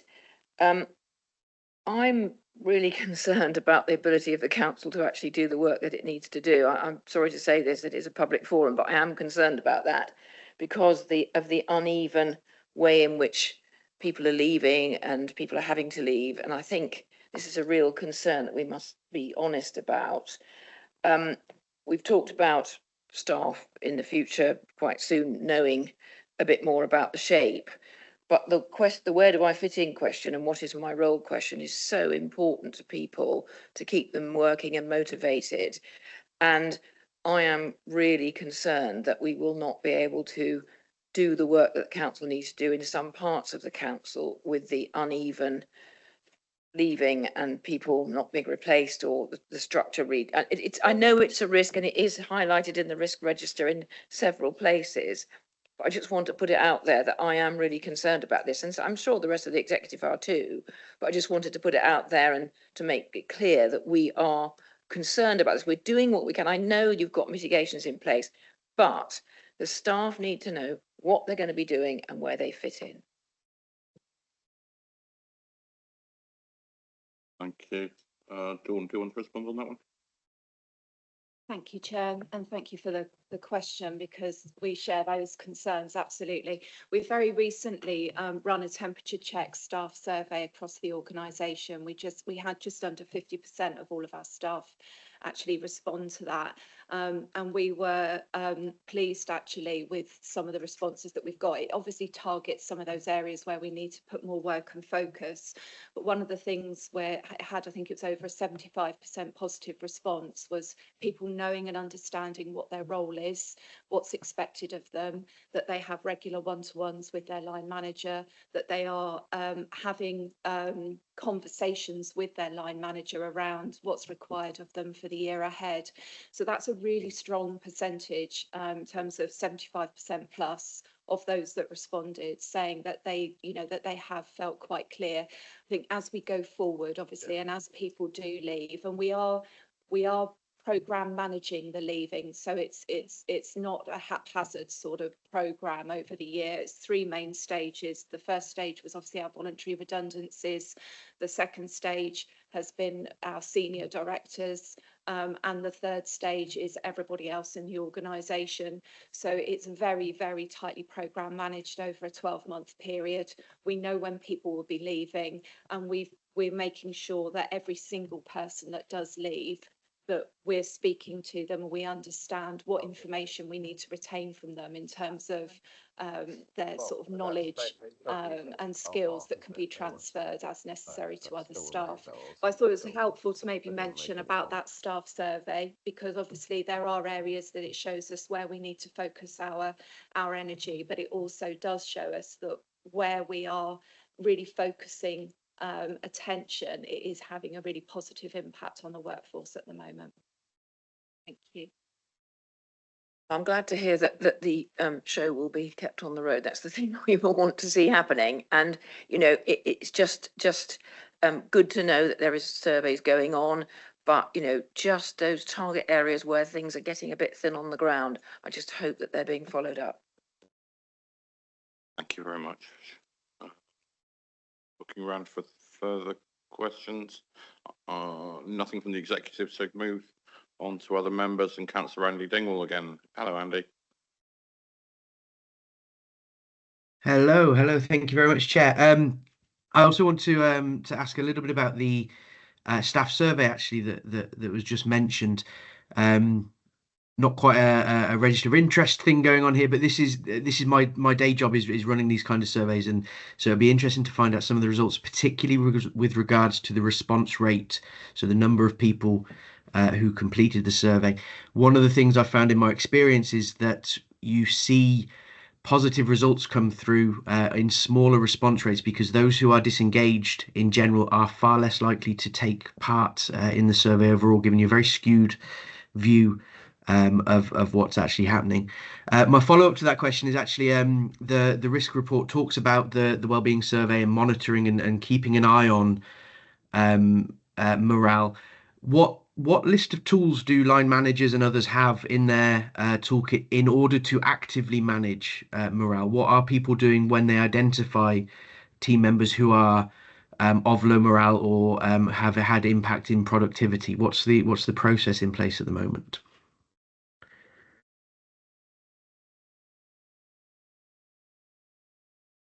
Thank you, Councillor. I'll have first go at answering some of those questions.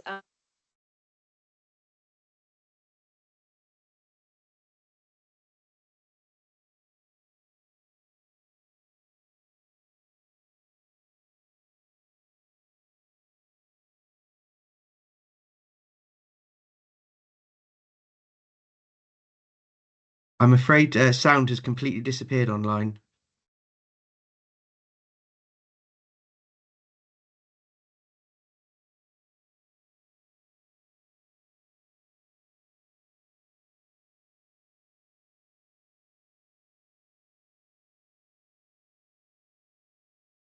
Sorry about that. I think my battery pack's just died. I've got you back. Okay, you might not be able to see me, but that's not a bad thing. So yeah, just to answer your question there then, so a 46% response rate. I mean, obviously we'd love a 90+% response rate for all of our staff. As we go forward, we're going to have to find more ways of encouraging participation from our staff. It was a temperature check survey. We're going to be doing a full detailed survey in the new year. But this was a small number of questions, around about a dozen questions, to really understand how people are feeling and to understand how engaged they are in the organisation at the moment, and where we needed to sort of put some attention to. So I think in terms of your question around the tools to manage morale, they very much we're not spoon feeding managers, I think is the first thing we need to say. We've got some very competent and able and experienced managers across the organisation, so they're not sitting there waiting for the corporate centre to tell them how to manage their staff and how to increase the morale of their staff.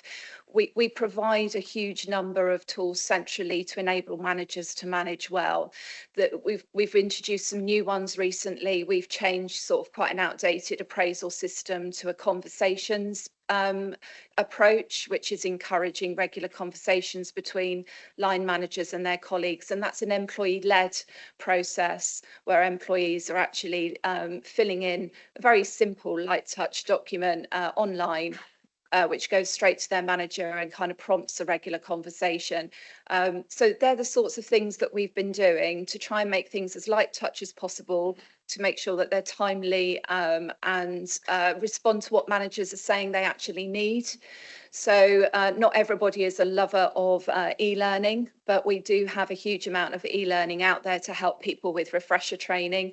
But we've been doing a lot of drop-in sessions and surgeries from an HR perspective. So where people are maybe having to have some difficult conversations, we're able to coach managers around how to have those conversations. But we're trying to tailor the support for managers around what they most need, whilst respecting the fact that the very best people to motivate the staff are the managers themselves, and they will call on the central teams for support as and when they need it, and we'll be there to support them when they do get hold of us. So hopefully that helps just answer your question. I don't know if any of my other colleagues want to add to that.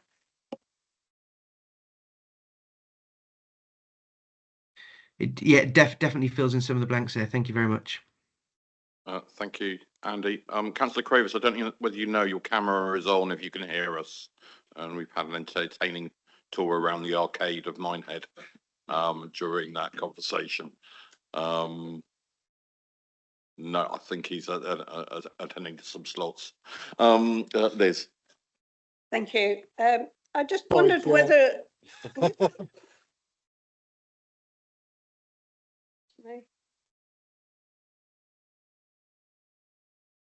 Thank you. I just wondered whether it would be helpful for members, and I realise that members aren't the only people in this organisation, but one of the questions that colleagues have asked me is, at what point do we understand what this organisation will look like for the future? So it seems to me that I think by October, but this is my question, is it October or will it be later, when we will have layers 1 to 3, we'll have the consultation open for layers 4 to 6, so then we'll have the shape of the organisation, we'll have the target operating model, which is all about the ethos of the organisation, we'll have all of the outturn papers for 23-24 and be in progress with external audit on the statement of accounts. We'll have our monitoring on a monthly basis for every directorate and understand it. We'll then be into the development of the budget for 25-26, and we'll be moving towards government's local government financial settlement for the next year. So the question for Mr. Jones is that October when we're in that place? Because if it is, I think it's really important that we make it absolutely clear to people that that is the point at which they can expect to see that shape of the organisation for the future. Thank you for the question, Councillor Leishon, and through you, Chair. Absolutely, that's the intent, to be able to set those key elements out. There are 2 elements that actually weren't included in your list, Liz, if I may, just to add them to just to complete the picture. One is around our improvement and transformation plan. So starting to set out to government exactly what those steps are going to be taken. So if you like, the formalisation of the programme and some of those aspects which we'll need to report as part of our feedback, but also as well our delivery plan. So based upon those council priorities and the priorities from executive, those key aspects of the work that will be undertaken over the next year, particularly with where we will focus and how those priorities will be delivered, and the work that will be undertaken. So that will complete that picture. But absolutely by October, the intent is to have that very clear view of the structure of the organisation, which will be going through consultation for those lower layers, but also then being able to set out the key areas of focus, which will be key to addressing some of those issues that actually Dawn has raised in response to Councillor Andy Dingwall's comments around the focus and direction for all staff. So as part of that appraisal process, we can be really clear how all staff are contributing to that wider delivery of those council objectives and those council priorities. What we're expecting is a bit of a golden thread, so that again you can link right the way through to the organisation, so everyone is contributing in the right way. Thank you, Alan. I'm now going to Councillor Lucy Trimnell online. Hi there, thank you, Chair. I just wanted to ask a question around on page 101, where you have the risk of non-delivery of the organisational restructure by the 31st of March 2025. That at the moment has an inherent score of 20. The current risk score is 15, but I noticed that the target score is also 15, which would suggest that currently there isn't a way to bring that down and to improve on that situation. Now, obviously, this is a regular reporting. Are you looking to see that improve as we go forward, as we get closer to that date? I see there are some things that have sort of slipped slightly already. And what impact will that have if you are unable to improve on that situation, please? So I think it's really clear, through you, Chair, it's really clear that we are accurate in our reporting as part of the programme management approach, but also our accuracy and transparency with members and obviously the public as part of these reports. The critical part of this is we know the scope and scale of this programme is inherently risky. We are taking a significant swathe out of the pay bill. That was the original intent as part of the first phase of this programme. That is sort of thought with quite a significant level of risk. We don't believe that we can take any further steps based upon the level of resources and the amount of time that we have, but also the complexity of the situation that we are dealing with because of the financial situation that we find ourselves in and the level of reductions we're going to have to be making in that pay bill. I would hope that by the time we move into financial year 25-26, we're able then to move into a more stable pattern of that risk, but also then work out whether the mitigations that have been put in place have been effective and whether we're able to do anything more to reduce that target score even further. But at this stage, we don't believe it's possible to reduce that target score because of the scale and complexity of the programme that we're working with, because of the nature of our funding situation in particular, and the need to reduce that pay bill by that circa £40 million. Thank you, Chair. Thank you.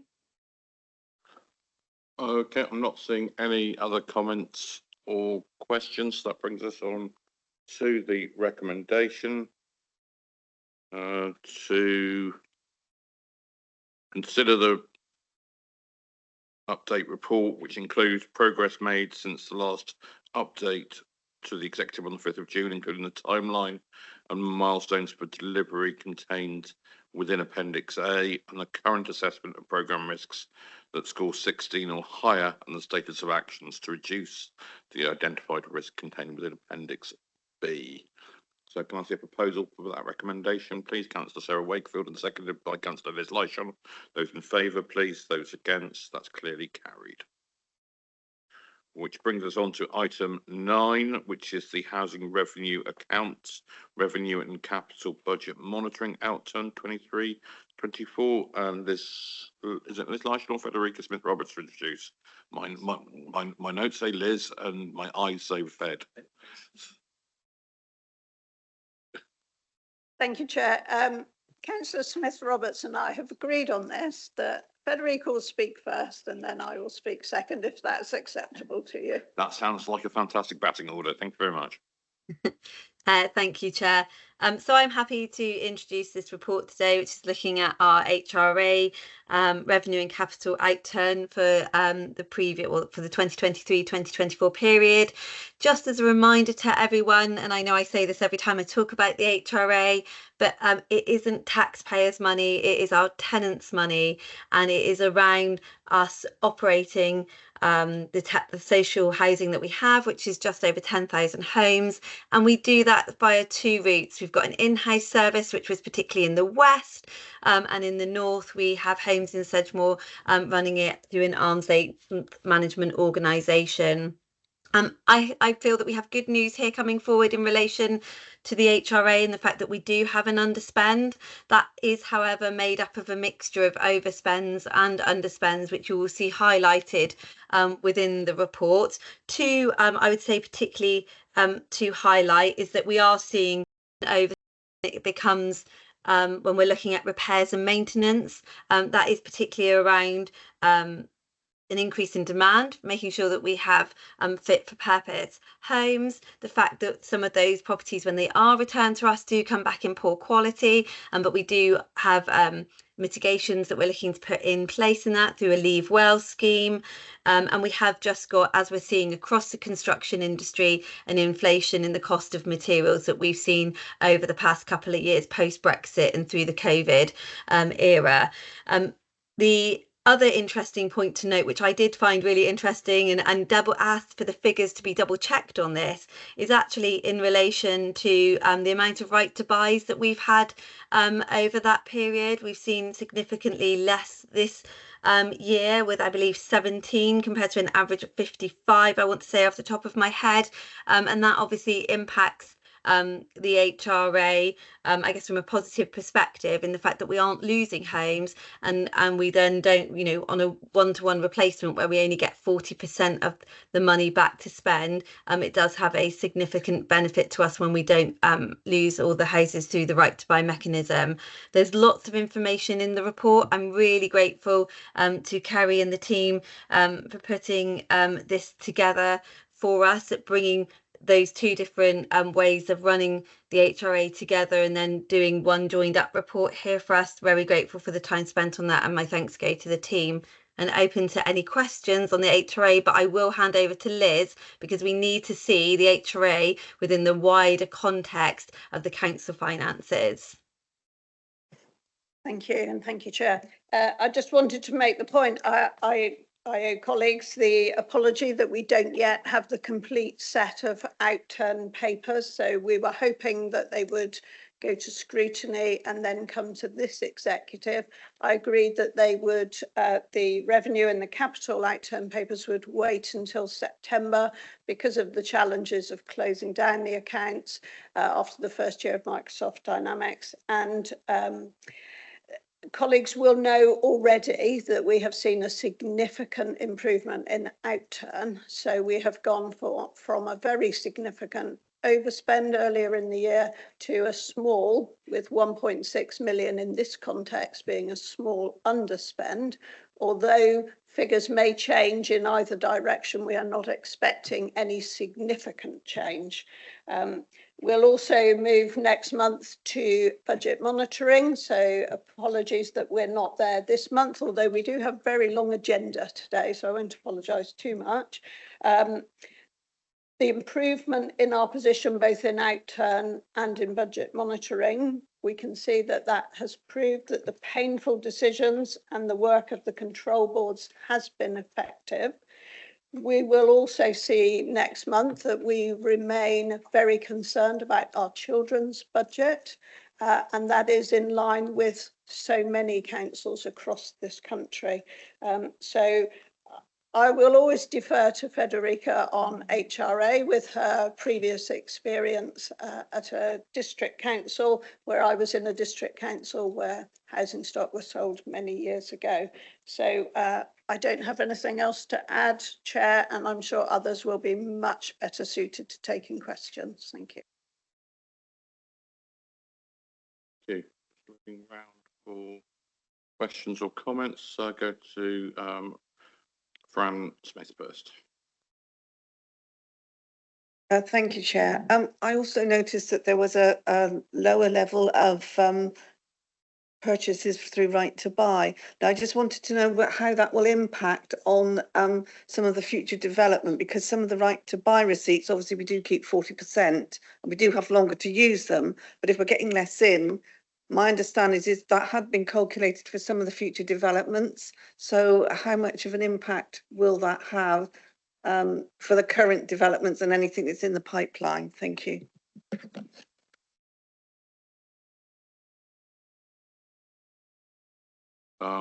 Kerry or Fed, would one of you like to take that? I don't have that level of detail on me, Bill. Okay. We can certainly get that answer, or whether Kerry's got the information, but we do know that we need to work that through. But Kerry, if she's there in the room, because I can only see your wonderful face, Bill. Thank you. I have the pleasure of seeing both of you in front of me. It's a surreal experience trying to chair like this. Kerry, please. Yes, thank you, Chair. So in terms of your question about right to buys, yes, we only had 17 versus an estimated 55 sales during 23-24. What we need to remember is that we have a 5-year time frame to spend those receipts, so the impact will not be seen until 5 years' time. And because we do update the 30-year business plan every year, we will be able to actually take that into consideration through the next iteration and present that in February 25. Okay, thank you. You're getting an acknowledgement in the room. You can't see the nodding, but it is enthusiastic. Councillor Sarah Wakefield.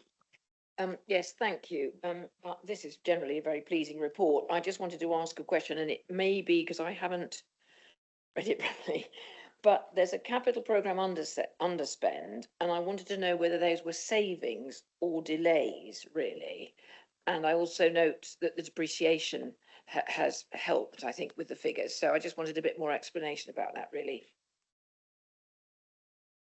So, in line with our entire capital programme and capital programmes all across the country, we are seeing considerable delays or slippage, call it what you will. I think what we're looking at here is to continue the approvals through to the following year. So approve the, I will go through the recommendations in a minute. I think you're right.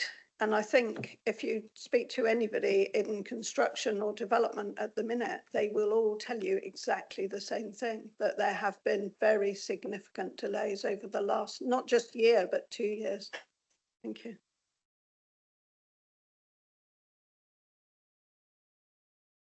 Oops. Okay, I'm not seeing any of the league members or associate league members. So got Andy Dingwall online and David Fothergill in the room. So Andy first, please. Thank you very much, Chair, and thank you, team, for the report. It was a quick one on the council tax policy, actually. So we set policy last year as the council to remove the grace period for vacant properties, obviously aimed at maximising income from landlords as rental properties move around the market.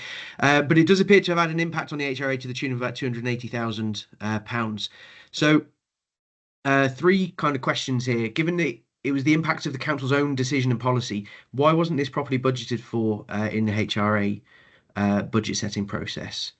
The second question is there any risk here of this being seen as transferring ring-fenced HRA funding to general council funds through our own policy? We're moving money that wasn't accessible to general council to money that is through this tax. And then the third is there any risk that this policy will encourage some undesirable behaviours? So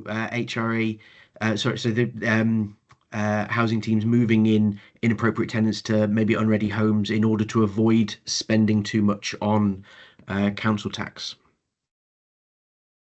Liz Lyshon would like first dibs on that one, if that's all right, Fed. On the council tax and loss of exemption for empty homes, we took that decision in order to try to bring homes back into use more quickly, and it is only fair that we expect the same of this council, our council, as we expect of private landlords. So I don't know about the technical side of your question, but that was the intention. And so why would it be any different for homes owned by any council as any private landlord? Just to clarify, my question wasn't on the issue of the policy itself. It was about why the policy that we put in place hadn't been budgeted for in the HRA, because a £280,000 overspend in that space. Basically because it was our own policy. So it wasn't about the merits of the policy or not. That wasn't part of the question. Thank you, Andy. I think I said Liz and then Fed. I think Liz has given the first bit. I was expecting Fed to give the second bit. That's all right. Thank you very much.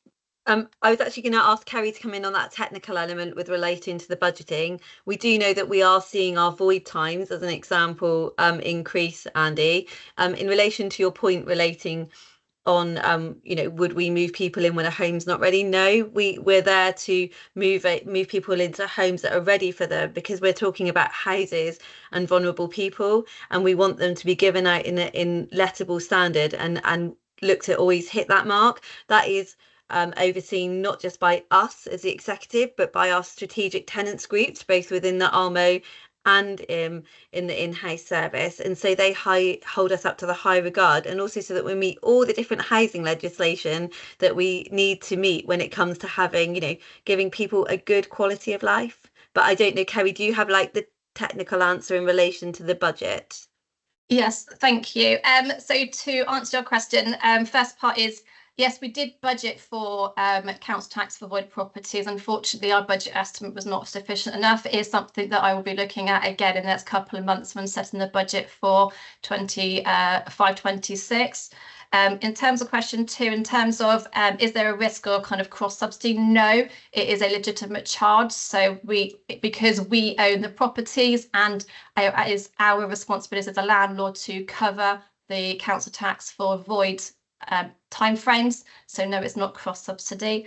And to reiterate what Federica was just saying from point 3, no, so we are regulated by the social housing standard, and we have decent home standards to adhere to, and we're heavily regulated around that sort of thing. And that's why we are seeing the overspends, because we are making sure that we aren't putting those properties into a decent home standard before reletting them. That's why we're seeing the void times and the associated cost in terms of utilities and council tax coming through into our financial reports.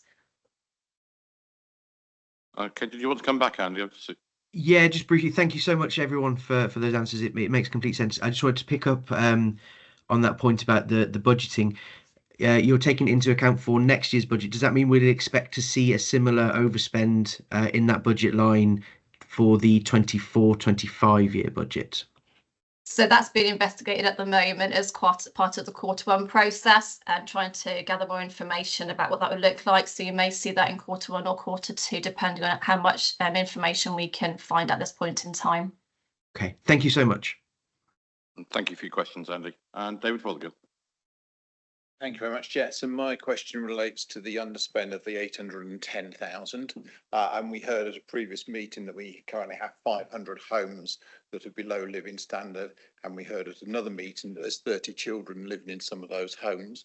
So I'd like to understand why the 810,000 hasn't been spent bringing those homes up to standard, and what we do intend to do about those homes, and will this money be available to bring them back to standard, particularly that those children are living in.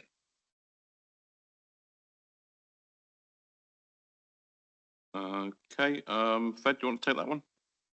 Yeah, so I know you've mentioned this before, David, and we gave the numbers in relation to the number of homes that we've currently got. There were a number of reasons, as I alluded to at full council, as to why properties don't meet the decent home standard and that where there are children involved.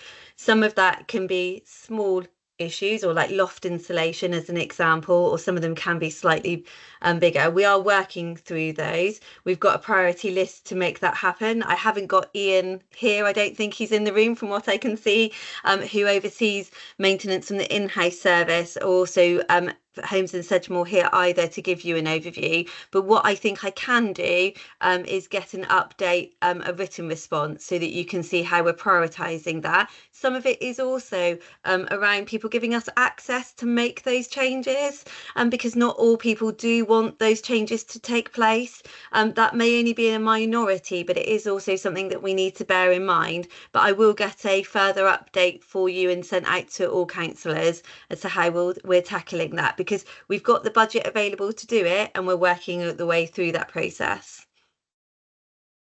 Thank you. Okay, thank you. I'm not seeing any further questions online or in the room. So we move on to the recommendation that the executive note the reported housing revenue account budget underspend of 810,000 in 23-24 to be transferred to unearmarked reserves, that we note the reported HRA unearmarked reserve balance of 12.859 million as at the 31st of March 2024, to note the capital outturn position, to approve a requirement of 1 million to provide match funding for energy efficiency works from net capital budget returns, and to approve the proposed reductions to the capital programme of net 0.171 million for underspends on schemes where budget is no longer required, and the continuation of 57.317 million approved budget rolled forwards for the 24-25 housing revenue account capital programme as per Appendix B. Can I see a proposal for that? Councillor Liz Leishman and seconded by Councillor Heather Shearer. Those in favour, please show, and those against, that's clearly carried. Thank you very much. So we move on to item 10 on our agenda, and that is the disposal of non-operational assets. Please note that the main report for this item is not confidential, but supporting appendices available to members do contain exempt information and marked confidential, not for publication. If at any point members wish to discuss information within these confidential appendices, then the executive will be asked to agree a resolution to exclude the press and the public.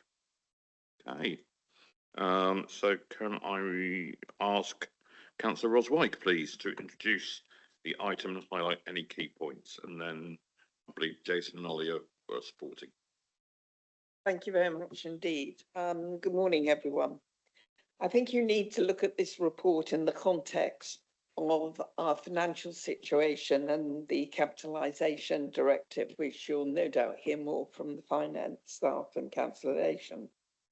This is being conducted under our asset disposal policy. If you remember, it was probably the first policy we as a new council took on board, and it is critical that you recognise that there are three elements to it. First of all, internally within the organisation, we've ensured that any asset is considered by all directorates prior to it being considered as being suitable as a surplus asset.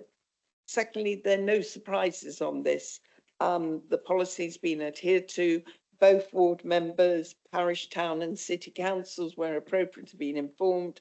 And indeed, although this is in addition to the disposal policy, we have on this occasion taken the paper to scrutiny, which was subject to considerable lengthy discussion by members, so that hopefully everyone who is interested is fully informed, and we've taken on board people's thoughts and considerations. This list inevitably are some properties which some individuals might find quite sad and heartbreaking, but they're moving away from council ownership. But I think that's the inevitability as we slim down the council too.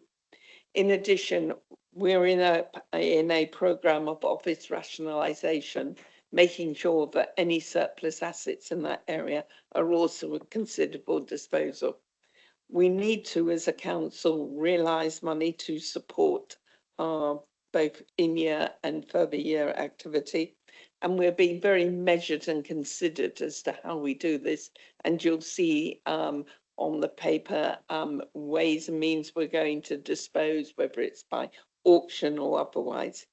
We've done this very carefully to make sure that we maximise the return to the council and ensure that people have a chance to fully understand the significance of what is being disposed of. I'm quite happy to hand over to the lead officer, Ollie Woodhams, who will no doubt take you through some more details of the paper. Thank you.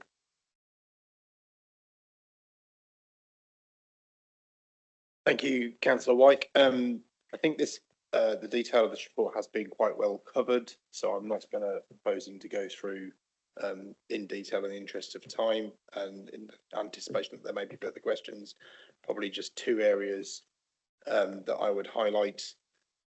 Firstly, that what we're asking executive to agree here is a delegation to execute disposals of these assets. So the assets set out in paragraph 30, there's 22 paragraphs there setting out each asset. Our primary objective there is to raise funding, so this will be a commercial approach.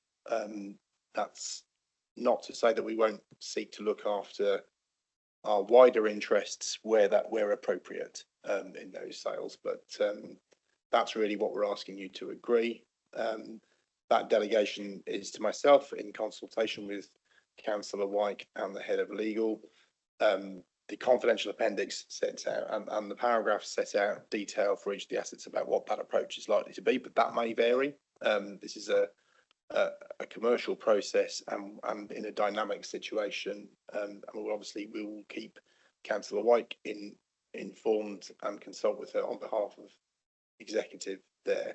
The other thing to note is that whilst we've had a lot of discussion on this at scrutiny committee and a lot of questions at that session, it was really useful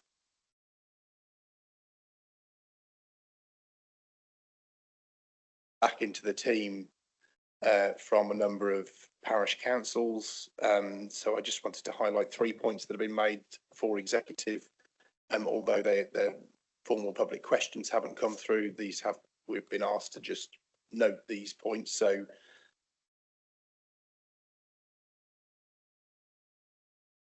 I wish to add to these on behalf of their communities, but Evercreech Parish Council have asked questions about the impact of the proposed disposal of land in Evercreech on the ability of the school to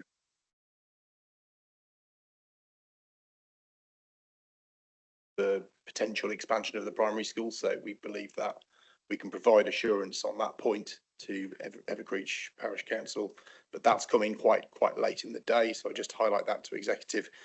Bridgwater Town Council have made representations outlining concerns about the proposed sale of the Cornhill Market in Bridgwater, really about the impact on tenants and market traders in that building potentially.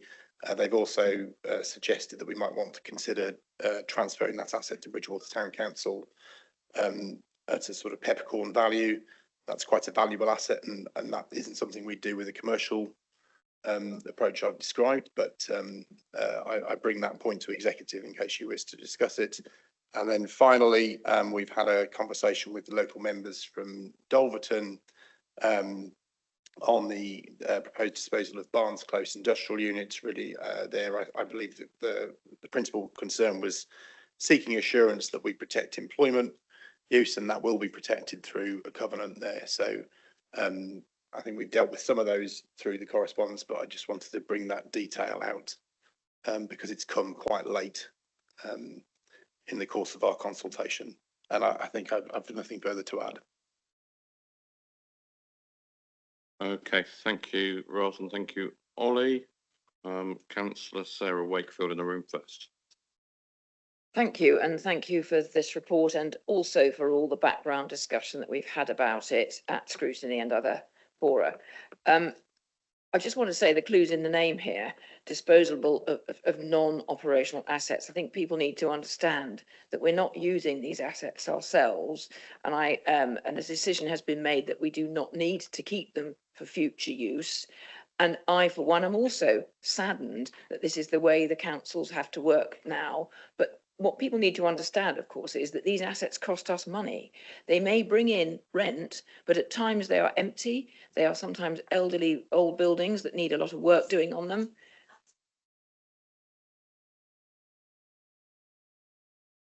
This is, I think we've got an AI executive going on here. Okay, but I think we've managed to resolve that. Apologies for the interruption. It's okay. So Wakefield. No, I just think that that you know the trouble is with assets that you hold, they do cost money to manage, and I think very few councils can now afford to hold on to assets which are essentially going to cost them money at a time when finances are so tight. So whilst I too am saddened that we have to go this way, it is also a process that would inevitably have happened with the councils coming together, because we are going to have too much stuff, too many offices, too many places that we no longer need to use. So I'm in favour of this, and I hope that we can get some of the prices that we hope for. And I'm glad that the communities have had an opportunity to express their feelings about some of these properties too. So that's really all I wanted to say. Thank you. Thank you, Sarah. I've got Frederica Smith-Roberts next, and then Heather Shearer. Thank you, Chair. I just firstly wanted to come in and actually say, whilst I'm saddened by this process and the fact that this isn't necessarily a decision such as the Market House in Taunton that I would have wanted to make, I actually feel that the process that both the lead member, Ollie, and the teams have followed, both as an exec member and as a ward member for this, has actually been a really good experience, in the fact that I feel like I've been kept informed, I feel like I've been able to contribute, I feel like I've been able to raise concerns, and actually it's been a very clear and communicative process. I've also challenged myself on my beliefs when it sometimes comes to assets because of this process, because when it comes to the Market House in Taunton, and I feel I'm being very Taunton centric here, but that building will exist whether or not we own it or someone else owns it. And actually it may benefit, such as even the other assets on the list may benefit by being in other people's hands who can look to do something else innovative or collaborative and do something community based, because they may have accesses to finances available that we don't. I think there is a role for us councillors to play once these assets have moved on, to say, actually, no, what are you going to do with them, to whoever takes them on? And that will be an important part of the process. For me, I just want to thank the team. You know, I've spoken very much about the need for housing in this county, and I know that they've looked through those lists and said, actually, where is it that we can place housing? So well done to Ollie and Ros for, you know, what is a difficult process, but understandable because of the situation we find ourselves in. Thank you, Fed. Heather? Just very quickly, because both Sarah and Fed have made most of my points. I think it's really important to acknowledge how much work's been done in such a short space of time. There's been a real urgency on this. We've had to do it from a financial point of view. And yes, we might not like it. And thank you, Fed, for challenging your own beliefs. I think that's a really marvellous thing, because we've all had to do that, I think, to a certain degree. And I think the fact that we're still, even though we're running at such a pace, that we are trying to listen to community needs and trying to find a hope that perhaps some of our devolution and some of our community work is actually going to find another use or a new home for these things, I think is really important. So well done to the team for doing this, which is a touchy and difficult thing. We'll never please people with this list, but I think it's the right thing to be doing. No, and similarly, had moments of self-reflection on Bridgewater Cornhill. You know, it is a Grade 1 listed building in the centre of Bridgewater. Particularly, you know, it's the pineapple on top of it, which many people won't know about, is symbolic of Bridgewater's petition against the slave trade, being the first town in the country to petition for Parliament to abolish the slave trade, is particularly noticeable. However, it's not something that delivers a council service. Right, I think that's all members of the executive and associates, so we'll go on to other members. I've got Rosemary, Francis, John and David. So Rosemary, please. Hello. Just to say that I have a question on 30.6, page 128, which is the Roughmore Enterprise Centre. The parish council, I've spoken to the chair of the parish council, and I've also spoken to the clerk. They didn't receive the notification on this until after the 16th of July, and their first parish council meeting is tonight. So I wanted you to hold back a little bit so that the parish council has the opportunity to reply to what they were told on the 16th of July, which was after the scrutiny meeting, as I understand it, that they should have input to whether they agree with this issue. I mean, I personally understand the problems that the council have brought on themselves, and I understand that you have to do things to remedy these problems, but I think it's important that the parish council has opportunity to discuss this, the Roughmore Enterprise Centre. Thank you. Thank you, Rosemary. We'll overlook the brought on yourselves comments. And we are, just to assure you, there is a delegation within the recommendation, and officers and members have noted the comments that you've made. If a deadline, if a communication has not been received, or there is further dialogue to take place, we will take that on board. Okay. Thank you. We'll move on. Thank you. Francis.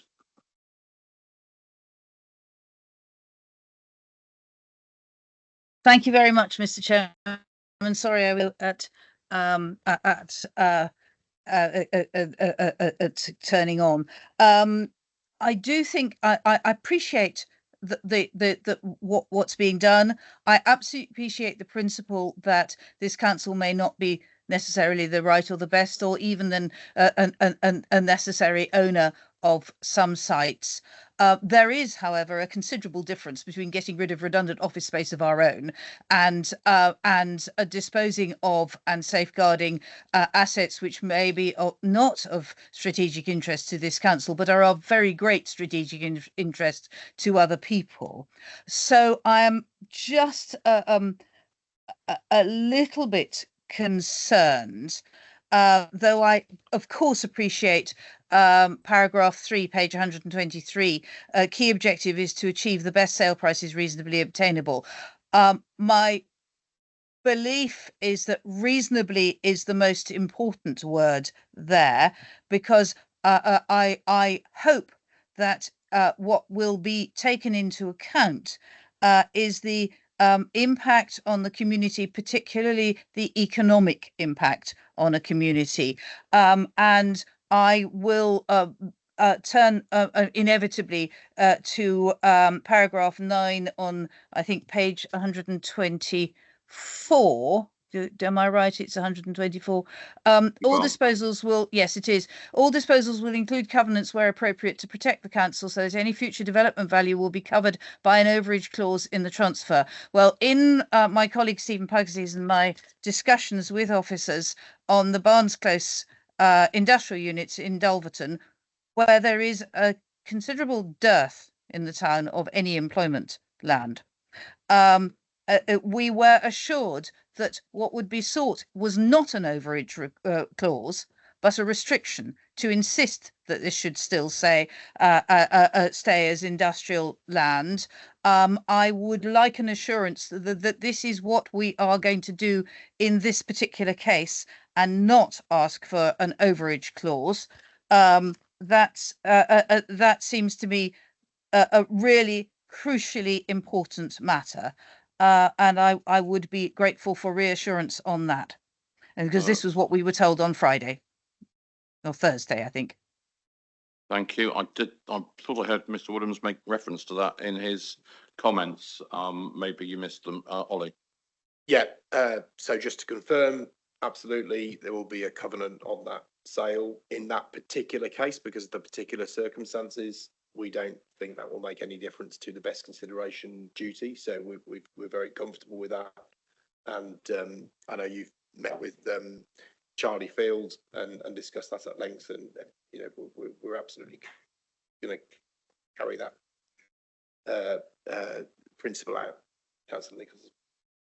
Thank you very much for the reassurance. I was just a bit taken aback when I wasn't quite sure from what you'd said earlier, what Charlie had told us very clearly last week and the paper itself. So thank you for the reassurance, and I hope that that will be specifically minuted.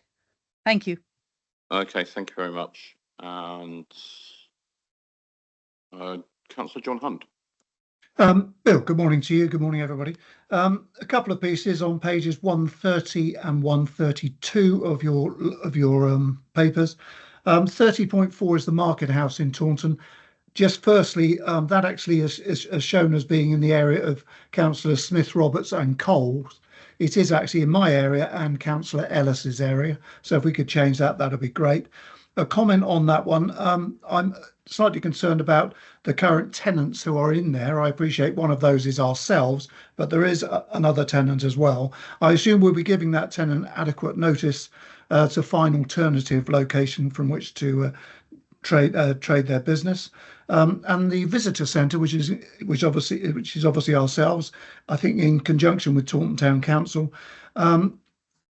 It leaving there, is it a possibility, or have we thought about perhaps resituating it in the Taunton Library, which might be an idea, a logical place for people to find it?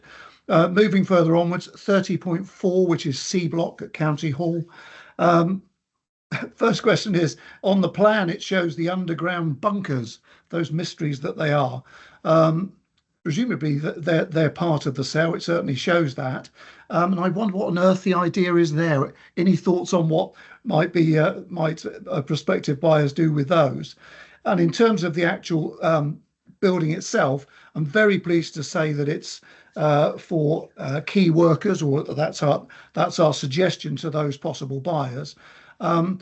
Does that, however, restrict the buyers themselves, i.e. does that reduce the top level of value for that property if we're saying it has to include that as a clause, or perhaps we're not doing that, and if not, and we're just asking people to look at the key worker situation, then clearly that's good news. Very much in favour of that building being sold at last. And the final one, 30.22, which is the Mary Street car park. Several bits on there. I note in the papers it does say about the antisocial behaviour. I have to say, and I'm sure Councillor Ellis would agree, I've had many complaints, particularly from the Platinum Skies residents, who are next door, of course, about the antisocial behaviour in that particular car park. And actually something else, or an alternate there, is obviously a good idea from that perspective. There is a concern, of course, from other residents, or there certainly will be, I'm sure, that will be loss of parking. I appreciate the multi-storey will take much of that, but there is a concern of that again. The other thing I would like us to perhaps look at, if we haven't already, I believe there's a pre-planning going through at the moment, or we're looking at doing that at the moment. But if we could perhaps look at a height restriction on whatever building goes there, be it a block of flats, I assume. But we already have Platinum Skies, lovely tenants, lovely owners of the flats. There they are. But it is quite an overpowering building. It was there before, of course. But it would help, I think, a lot for the skyline and the appeal of Taunton itself if we put some sort of height restriction on whatever comes through on the planning of that. Thank you, Chair. Thank you for the questions, and apologies we've managed to put a line in the wrong electoral division. That was certainly not intentional. Who's looking to respond, please? Mr. Williams. Thank you, Councillor Hunt, and apologies. We did check the divisional boundary more closely and realised we got that one wrong. So apologies to you and Councillor Ellis. Just firstly, I think I've noted all your questions, but do pick me up if I've missed anything. The market house tenants, that will be effectively sold as a sort of going concern. So all tenancies and license arrangements that are in place now will remain in place through a sale process. There'll just be a new landlord. So hopefully that provides some assurance there.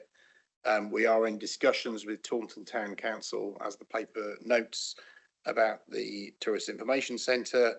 Taunton Town Council, following decisions taken by this council as part of the budget setting round for this year, Taunton Town Council now funds the Tourist Information Service in Taunton, and it's really a matter for Taunton Town Council, I think, around the future location and operation of that service. But we're certainly doing everything we can to kind of work with them and make sure that we are flexible.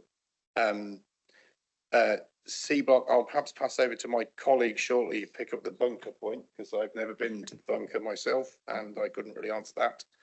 But on the key worker accommodation point, this C Block, we are not requiring that potential purchasers use C Block for key worker accommodation, but we are suggesting that they might, we might look kindly on offers that bring that forward. So this is being openly marketed at the moment. We are getting offers in. This is quite this will be one of the we hope one of the earliest sales to progress on this list.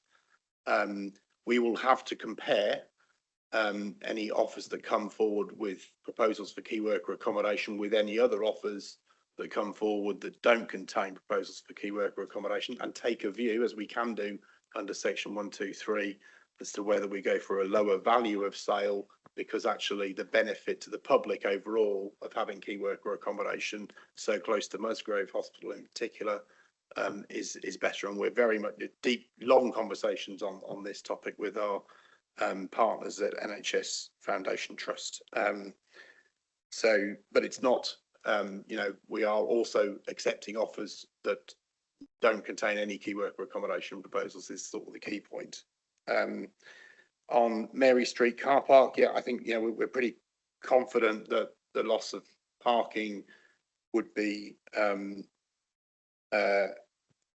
absorbed by surplus capacity elsewhere in the town, principally at the main multi-storey car park just nearby.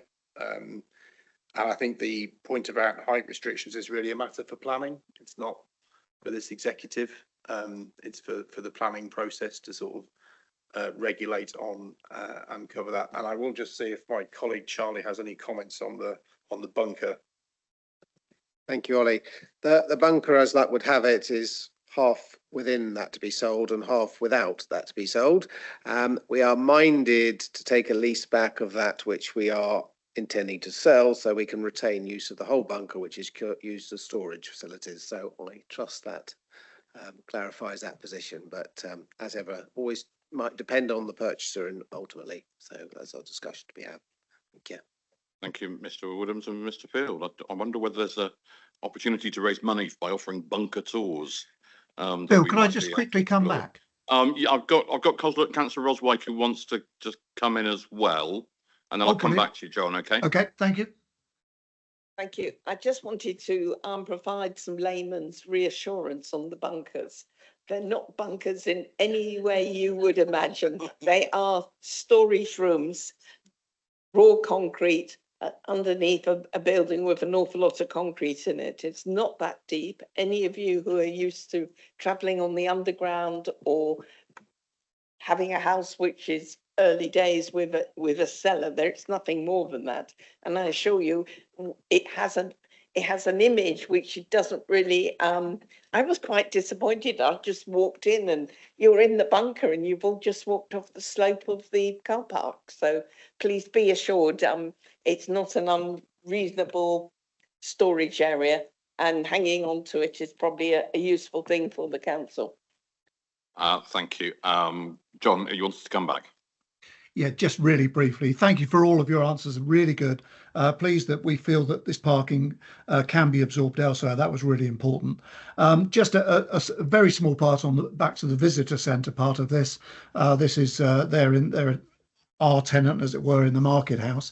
I appreciate now that is a Taunton Town Council issue in a way, but actually it is an overall issue for the residents themselves, and actually it does provide one heck of a service for people in the town, and is surprisingly well used. So I think it would be nice if we could. I appreciate we're sort of passing it over a little bit, but if we could keep our hands on it in somewhat and work with Taunton Town Council, which I'm sure we are, but it would be great that we could, because if we can retain it, in particular, perhaps the library would make sense, but somewhere similar, I think that'd be very important indeed. Thank you very much indeed. Thank you. It was the Tourist Information Centre was, of course, in the what's now called the Glass Box, and it was, yeah, library originally. So that would be a return to its own venue should that come to pass. Our next on my list is David Fothergill. David. Thank you, Chair. And certainly I was very keen to set up tours of the bunker when I was chairman. And the one thing that prevented was I believe that we store the children's records down there, which have got to be held for 75 years. So they're very secure down there. My point is that I don't. Somebody used the term heartbreaking. It's not heartbreaking to sell redundant buildings. It's heartbreaking to make people redundant. These redundant buildings need to be taken off our hands and found a suitable owner that can invest in them. And I very much agree with Frederica that places like the Market House deserve an owner that can invest in them and bring them up to a real standard. And I would assume the same in Bridgewater as well. Mary Street car park for me just needs to be got rid of. I do feel that though would have an impact upon the high street economy. So can we please look at the impact of the Platinum Skies on the economy has been very positive. I think we just look at what we're going to put on that site or put on that site.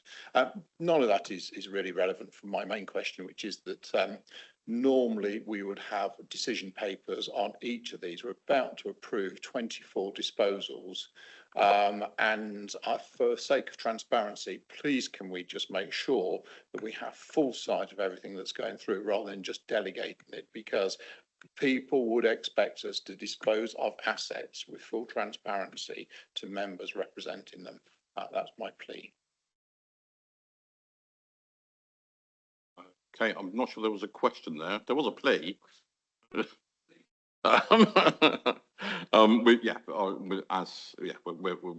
of course committed to that transparency, and as has been outlined, there's been considerable considerable conversations with city, town and parish councils and with local members to try and bring forwards this list for disposal. Okay. Going next online, I've got Sue Osborne. Hello, Sue. Okay. Morning, Chair. Oh gosh, it's afternoon now. I did ask quite a lot of questions at corporate and resources scrutiny on a number of different assets and things. But the one thing I'm curious about, and I'd like some clarity over, is there was a manifesto commitment to the retention and development of the county farm estates. And under these proposals, you will be making around probably 200 acres plus of land that you're disposing of. The strategy was left, I don't think it's ever been looked at since 2018, that you would also, that part of that strategy was to let out smaller parcels of standalone land so people could make a start. So when did that strategy change? And what are the current plans going forward? And I also asked at Corporate and Resources if we could actually have an update on what is left of the estate. I presume there's very little. What is left of the estate? How much of that is in farm business tenancy lets of entire farms? How many are left on the old Agricultural Holdings Act? And how much bare land are we renting out? And bearing in mind potential income generation opportunities from biodiversity, net gain, phosphates, and God knows what else might come along in the future. Do you have any plans to maybe revise and refresh a longer term management plan for what is left of the estate? Thank you, Steve. Just cover off the political point first. Our manifesto commitment, and I'm reading it now, maintain a county farms estate, providing 5 to 20 hectare units for newcomers, and to start in agriculture and provide more equitable access to land to champion and lead on regenerative agricultural practices with tenants moving to net zero. So I am satisfied that these decisions do maintain a county farms estate. We are not selling off the whole estate, which would be against the manifesto. So I'm sure you keep our manifesto on your bedside. So I'm sure some little nighttime reading would be appropriate. Ros. Thank you, Chair. Confirm this is very much part of our manifesto statement and our statement since then on land disposal. But while we will always look at the county farm estate, it doesn't mean that we retain every acre of land. We recognise that as a good landlord, we need to buy and sell land, and we need to recognise that there is a overall estate to support the farming community. We inherited land. Some of the land we've looked at very carefully for bionet diversity gain issues around phosphate, opportunities to use it for social housing, all the elements which we quite carefully list within the report, and that is the situation for this.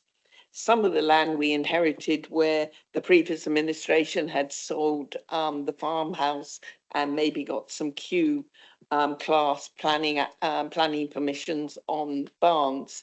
And to make a unit viable for a young farmer, you do actually need to ensure that there is potentially a farmhouse, more potentially more important, various elements of farm buildings to actually ensure something is farmable. And we have very carefully retained land where it's appropriate, but there are elements of land which are listed here where not me, but professional people have looked at and said, no, that's not a viable concern for a number of reasons. And therefore, what we have in front of us is not something going against policy, but it's being a good landlord, ensuring that land does go onto the market where appropriate for other farms to increase their land holding or for some other use at this stage. happy to go offline and talk to you about any individual piece of land, but that is the basis of this disposal list. Okay, thank you. Moving on to Councillor Mark Healy. Hello, Mark. Yes, hello again. How are you? All right, good. A few questions, if I may. I heard Ollie say earlier on that they're going to try and get the best possible value of the assets, and I agree with everybody else. Some of these assets won't get rid of anyway, and I'm sure this is not the only wave of assets we'll be getting rid of. And hopefully, as David Fothergill said earlier on, that there's a more in-depth look at everything that we can all understand. So clearly the business case has been put forward to sell the assets. Clearly there's been, they've all been valued at the moment. I think I know what the figure is that the council is looking for. Is that appropriate to say here, or is that done offline? Not in public, please, Councillor Healy. No. That's why I asked the question. So that's good. I also noted that some of the assets are going to be sold at auction. If that's the case, I hope there is going to be a reserve figure put on it and not no reserve figure. Otherwise, we could lose money over that one. So the question is, have all the assets been valued at the moment? I'm not asking for a figure, just a yes or no answer will do. And about the reserve figure at auction. Thank you, Chairman. I think the answer is a yes and yes, but I'll just pass over to Councillor Ross Healy. Yes, the assets have been valued, and I can assure you every time at any stage an asset goes to auction, they are quite elaborate and careful preparations around not only a reserve price, but the conditions associated with the sale. So you can be assured on both accounts. Thank you, and apologies, Councillor Roswake and Councillor Mark Healy, for getting your names jumbled there. Councillor Lee Redmond next. Thank you, Chair. Thank you for the opportunity to speak specifically today on this element on the Cornwall building. I just wanted to support your comments previously made about the important nature and the influence that it has over the town. I also support Councillor Fothergill's comments in relation to seeking an owner that can invest in a building. Everyone will know that the Cornwall has been suffering a little bit from neglect over the past few years, and it needs a bit of love and attention, which is why one of the things that we would hope that we do. When the town council discussed the proposals, obviously the financial level of investment we're already putting into the town, it precluded us from doing anything there. But what I wanted to do is come in and just say thank officers for their openness in coming to speak to the town council specifically, but I ask that as we go forward with this, the town council have asked you to consider a zero cost transfer to the town council, which I hope you'll discuss in a second. However, what we will ask is, should that fail and not be of interest, that communications are maintained with the town council, their willingness to support any proposals that come forward is great to them. And so the question is, can I ask that communication be maintained between Somerset and the town council as this progresses, please, Chair? Thank you. Mr. Woodhams to answer. Yeah, I mean, we will have to respect commercial confidentiality, I think, and some of our buyers may not wish to be identified in public correspondence, but to the extent we can, absolutely we'll keep the town council informed. Thank you. Thank you. And just to add to the assurance of its Grade 1 listed building, and there would be owners planning to go through should there be any substantive change to the building, which I think will protect its heritage and importance, whatever its ownership. So yeah, in spite of my earlier expressed concerns, I've come to the conclusion that this is appropriate for disposal. Councillor Norman Cavill. Good morning, Norman. Or good afternoon. Good afternoon, Mr. Chairman. Yes, it is now. Concern on page 130 over the fire pool item there for sell-off. The fire pool project or the redevelopment of the old market site has been one plagued by financial viability. If we are now to sell off, if you like, one of the low-hanging fruits, this money is going away from that site and therefore perhaps making it more difficult to deliver. So is there any guarantee that the rest of the site can be delivered if we remove this sort of funds from the area, because I have concerns that we are actually perhaps knocking the overall scheme down if we're not careful. The other one is just a general comment. I'm pleased to see that the building, the C block, the sites underneath is being kept. It designed originally as a command and communications centre for emergency planning, and in these uncertain times, maybe we will need to use it again. So I'm pleased that you're looking at a lease back on that one. Thank you, Mr. Chairman. Thank you. Mr. Williams. Yeah, I'll just come back on the fire pool point. So it's important to understand that the parcel of land we're talking about is a relatively small portion of the whole site. It was always identified in the master plan as student accommodation, and that's the sort of sale we're going to be progressing. It's ready to move this bit. Our job in strategic asset management and the decision that's been taken by executives today is really to execute the sale of this this land and these sites. I think it's for the medium-term financial planning process, the capital budget setting process to determine how that funding is used. Clearly, we're facing challenges all over the place on our financial sustainability at the moment. But I think it's a separate decision. It's essentially Councillor Cavill as to whether or not that funding should be somehow ring-fenced or reallocated. We don't see it's separated from the rest of the site by a road, so we don't see this as being a necessary part of a wider package, really, from kind of an estate strategy perspective. It's absolutely a separate parcel, and so that's the basis on which we're taking this forward. Thank you. I'm pleased to see there's still a possibility that it might be considered necessary to help funding the larger whole. But it always has been a scheme for the redevelopment of the whole site and bringing it forward, and it's many years overdue. Councillor Roswyk, next. Thank you. Can I just re-echo? This piece of land is separate from the main bulk of the land. It is Norfolk Canal Road. It's adjacent to the Innovation Centre and the station, and also the Northern Boulevard, which is in preparation in development as we speak.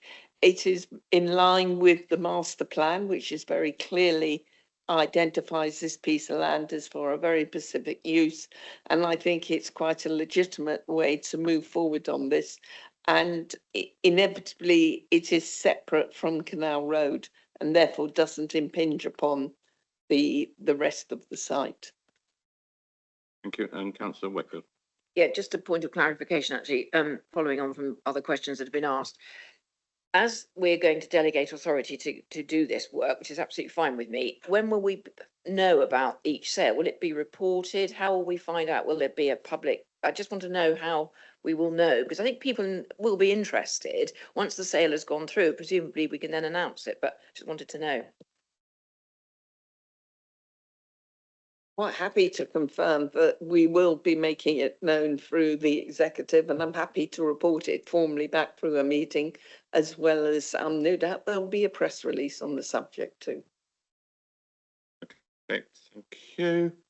I think that brings us to the end of the comments and questions on that agenda item. So the recommendations before us are the executive agrees to authorise the Service Director Strategic Asset Management in consultation with the interim head of legal services and the lead member for economic development, planning and assets to execute the disposal of the surplus non-operational assets as set out in paragraphs 30.1 to 30.22. And B, to note the disposal of some of these surplus non-operational assets will result in a loss of future income to the council, and to approve the net income loss as a consequential pressure on the budget, with strategic asset management to be funded by appropriate financial adjustments in budget monitoring and the medium-term financial plan. The financial details to be contained in a confidential Appendix A and that Appendix A is regarded as exempt information and to be treated in confidence, as the case for the public interest in maintaining the exemption outweighs the public interest in disclosing the information. Do I see a proposer for that? Councillor Ros Wyke, and seconded by Councillor Liz Lishon. Those in favour, please, and those against, that's clearly carried. We were due a comfort break 20 minutes ago, so we'll take a comfort break for about 10 minutes now. We'll say 5 to 1 reconvene, please. Thank you very much.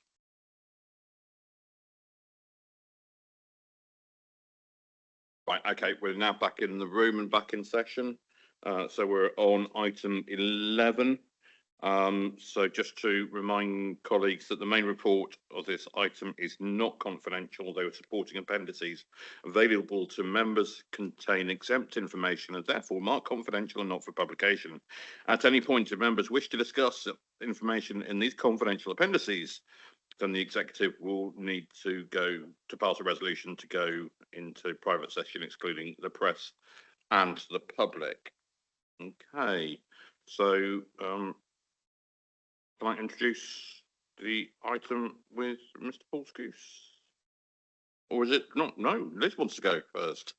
I was just... My apologies. Thank you, Chair. I was just going to say that the way we work on Rebs and Bens as one council is incredibly important to us and to all the people of Somerset and businesses. And so this is a really important decision as the executive considers how to move forward on the part of Rebs and Bens that was for what we now call East, previously Mendip District Council. Councillor Ros Wyke and I have been on a joint committee for this 5 councils contract since 2019, so we know it well. We're well aware that our colleagues won't know it quite as well, but very pleased to hand over to Paul Skuse for detail of the paper. Thank you. Thank you. So this is regarding what's known as the 5Cs contract. It is our contract with Capita. It was set up in 2016 from Mendip, and it is due for a natural end at the end of 2025 September. We have a decision to make as whether we take up a 2-year extension that's available or whether we decide to exit that contract in 2025. The reason for bringing it today is that we have to give notice 12 months in advance, so we have to issue that notice by the end of September this year. The decision that's being proposed is that we exit the contract with Capita and bring what's left of the arrangement, being the Rebs and Bens for ex-Mendip and land registry, land charges for Mendip back in-house. That will give us the opportunity of consolidating all our activity in those areas and having full control over it to then truly develop it, consolidate systems, etc., in one solution for the new authority. So we do need a resolution to go into confidential session. Just try and find the words.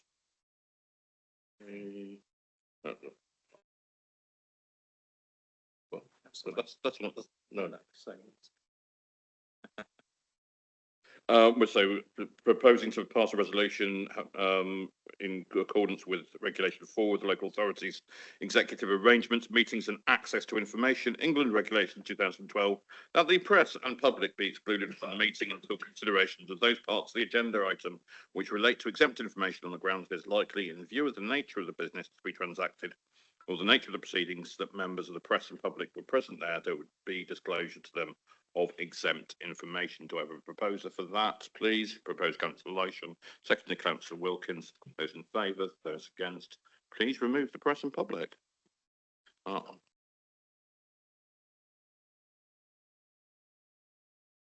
Okay, so the recommendations are that the executive agrees to exit the current outsourcing arrangement with Capita at the end of the current contract, September 25, and insource the remaining services. The activity will be subsumed within existing teams. That the lead officer will give appropriate notice to the provider in September 24 in accordance with the agreed contract terms, in the case for applying exemption as set out in the Local Government Act 72, Schedule 12A.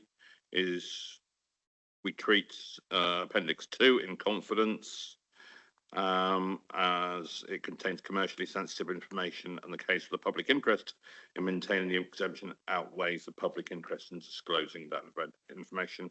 And we've already passed D to exclude the press and public, where we were discussing Appendix 2. Okay, can I see proposal, please? Councillor Liz Lyshon, seconded Councillor Richard Wilkins. Those in favour, please. Those against, that's clearly carried. Which brings us on to item 12 on the agenda, which is the South West Heritage Trust core contract renewal. Once again, the main report in this item is not confidential, but supporting appendices available to members do contain exempt information and marked confidential, not for publication. If at any point members wish to discuss information within these confidential appendices, then the executive will be asked to agree a resolution to exclude press and public. And it's Councillor Frederica Smith-Roberts to introduce. Hello, Fred. Hi, Bill. You'll be pleased to hear this is the last time, hopefully, you'll hear from me this meeting. It seems to be a heavily Federicaised agenda.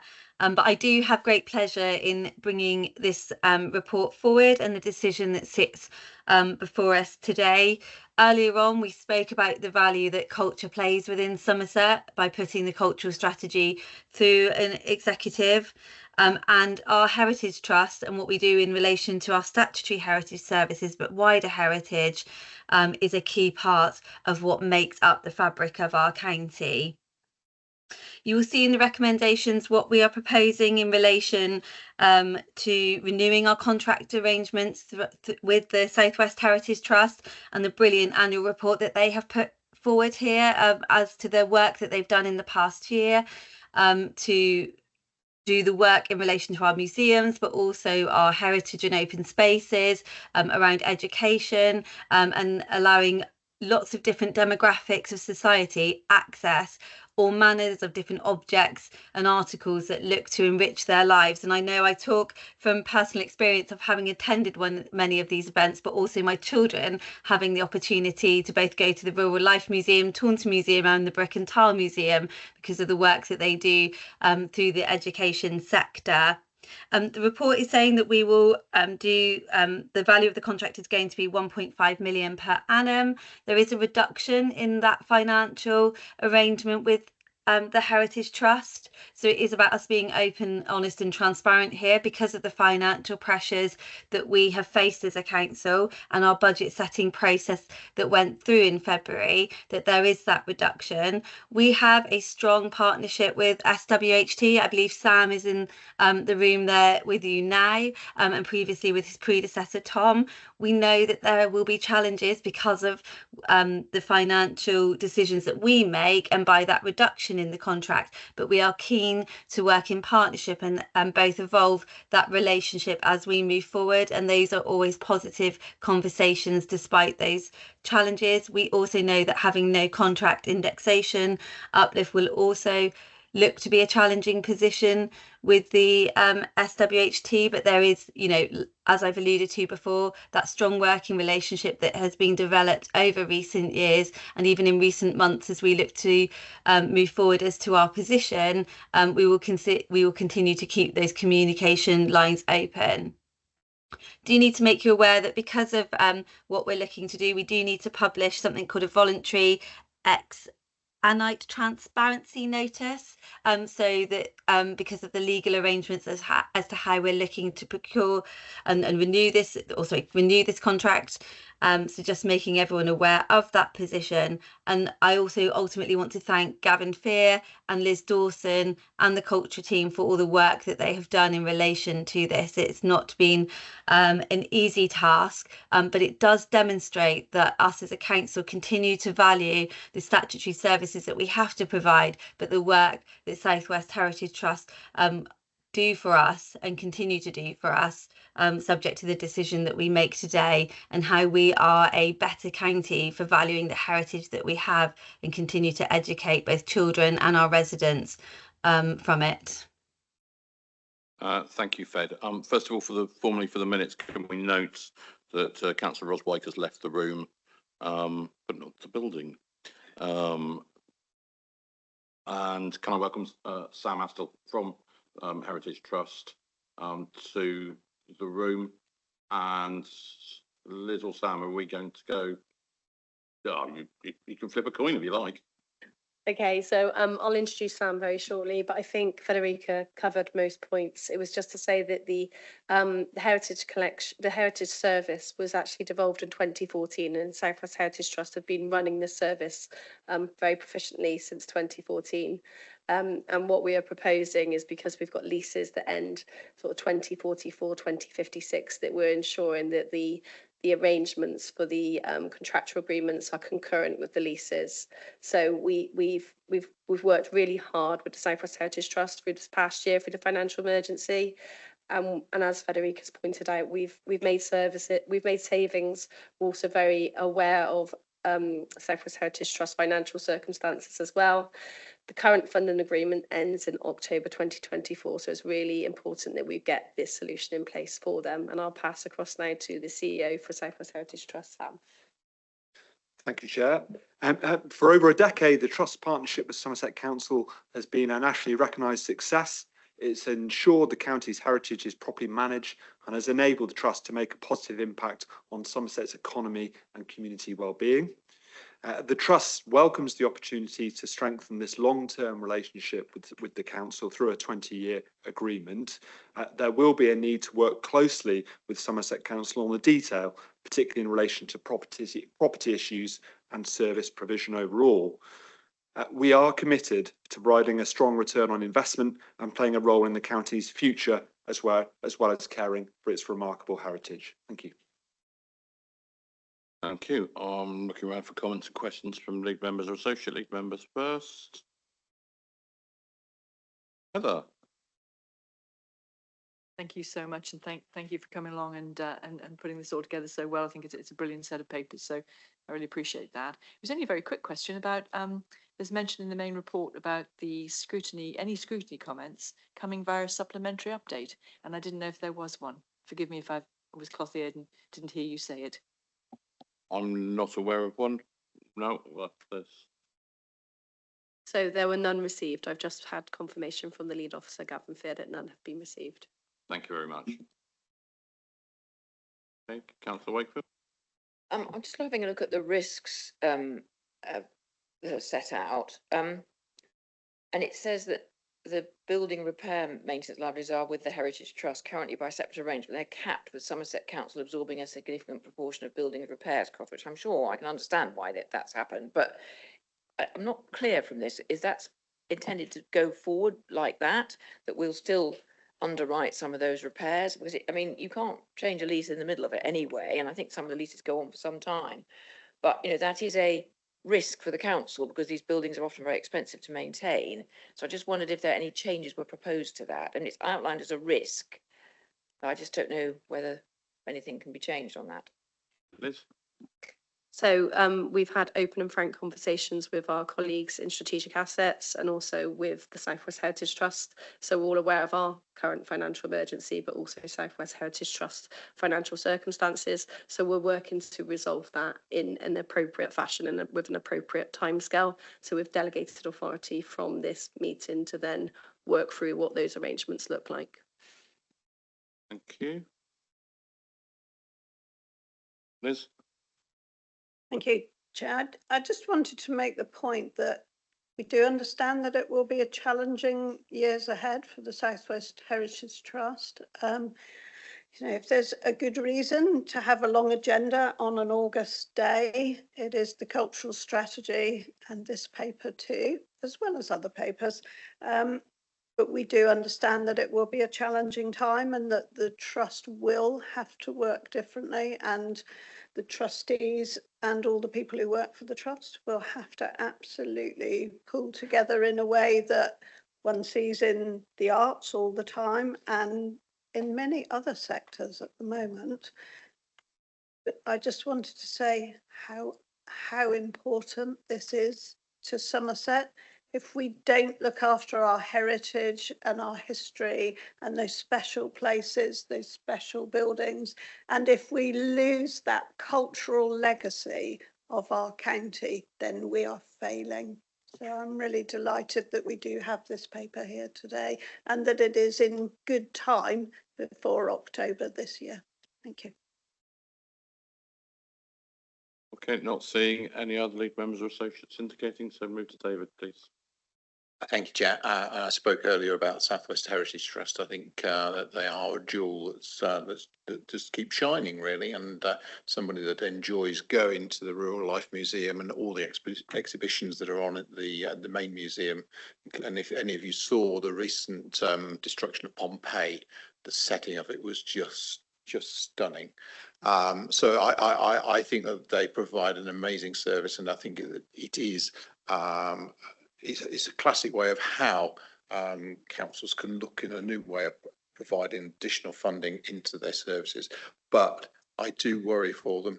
If we lose the heritage service because of the funding, then we will lose something more than a building. We'll lose a generation of knowledge and understanding and caring for all the exhibitions and everything. So whilst I welcome the fact that we're going to extend the leases and everything and the agreement, I do still worry for them. And, I wish Sam and the team well. They work incredibly hard. They're extremely accommodating, extremely helpful, but they've got some real challenges, and I hope we can all understand that. I think there was a question there. I just think we were all nodding away. It was another one of my statements, which is good to see. Heather, you got another point? Just very quickly, I'm really indebted to you, Councillor Fothergill, for kind of in a sense prompting me with this one, because I think I was sitting here thinking, oh my goodness me, there's hardly any questions, and that always makes it feel like nobody cares. And I don't want that to be the case, because I'm pretty sure, a bit like the cultural strategy earlier on, I think we're trying to just underline that this stuff matters and that we know that it matters. And I have to say, I wasn't very close to the work that you've done before, and when my little very short brief point when I said I really appreciated the papers, I learned so much by reading them. And I think you can see the approach, and you can see what's in there, what you've been doing already. And yeah, I just wanted to say that please forgive the fact that we've rattled through your paper very quickly, and it's not for want of caring. It's because I think we're all in agreement. Okay, it's good. It's good that we're all in agreement, which brings us to the resolutions. I'm seeing nobody else indicating. So the recommendation are that we note the heritage activities carried out by the Trust in the year 1st November 23 to October 24, that we approve the renewal of the contractual arrangements with the Trust upon the same terms, save for those set out below, and publish an associated voluntary ex-ante transparency notice to mitigate risks of legal challenge. And we delegate the authority to the Executive Director, Community Services, to finalise the terms and complete the renewed grant agreement contract as approved upon the expiry of the VEAT notice, save unless the Council receives meritorious challenge, whereupon the matter shall be subject to further report to Council. Delegates authority to the Executive Director, Community Services and Strategic Director, Asset Management, to enter into negotiations to align relevant property lease agreement dates, and we've not needed to go into private session, so E and F fall. Okay, can I see a proposal for those, please? Councillor Shearer, seconded Councillor Wakefield. Those in favour, please. Those against. And thank you so much for all the hard work that's gone into this. And Sam, thank you for everything that your team does for Somerset. Thank you. Can someone get Ros, please? Thank you.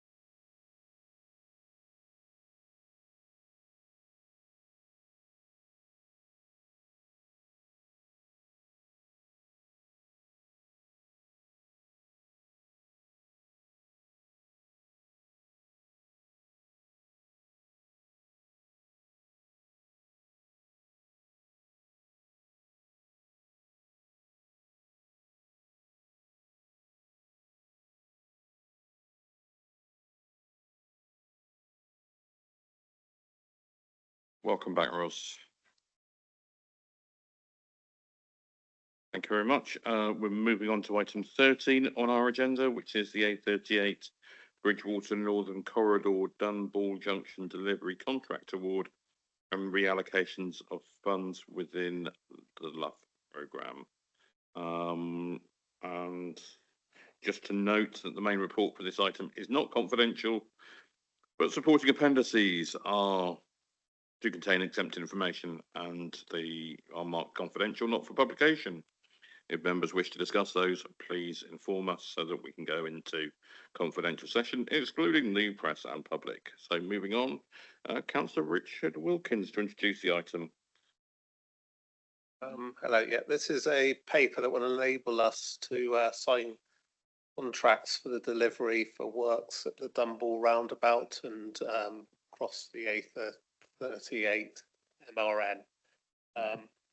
Delivering these changes are strategically vital for Bridgewater, Somerset and the whole of the southwest. The Dunball roundabout improvement scheme aims to improve access to and from the strategic road network, SRN, reduce congestion and unlock development opportunities in the area, especially in relation to the EDF Hinkley Point C and the Agratas Gravity Gigafactory sites.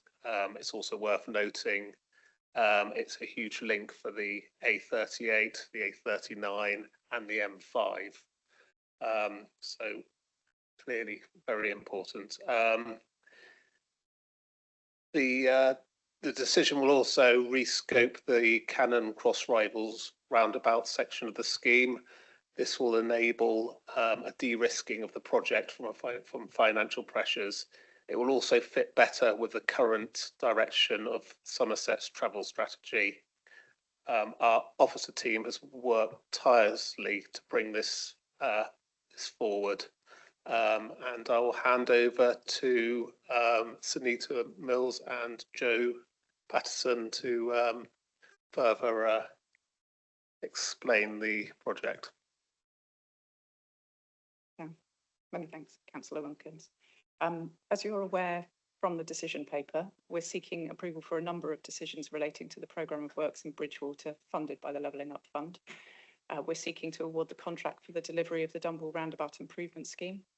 We also seek to amend the scope of the Cannon Cross Rivals Junction project and to delegate the authority to reallocate funds from that scheme to the Dunball Roundabout scheme, which are both funded by the Levelling Up Fund.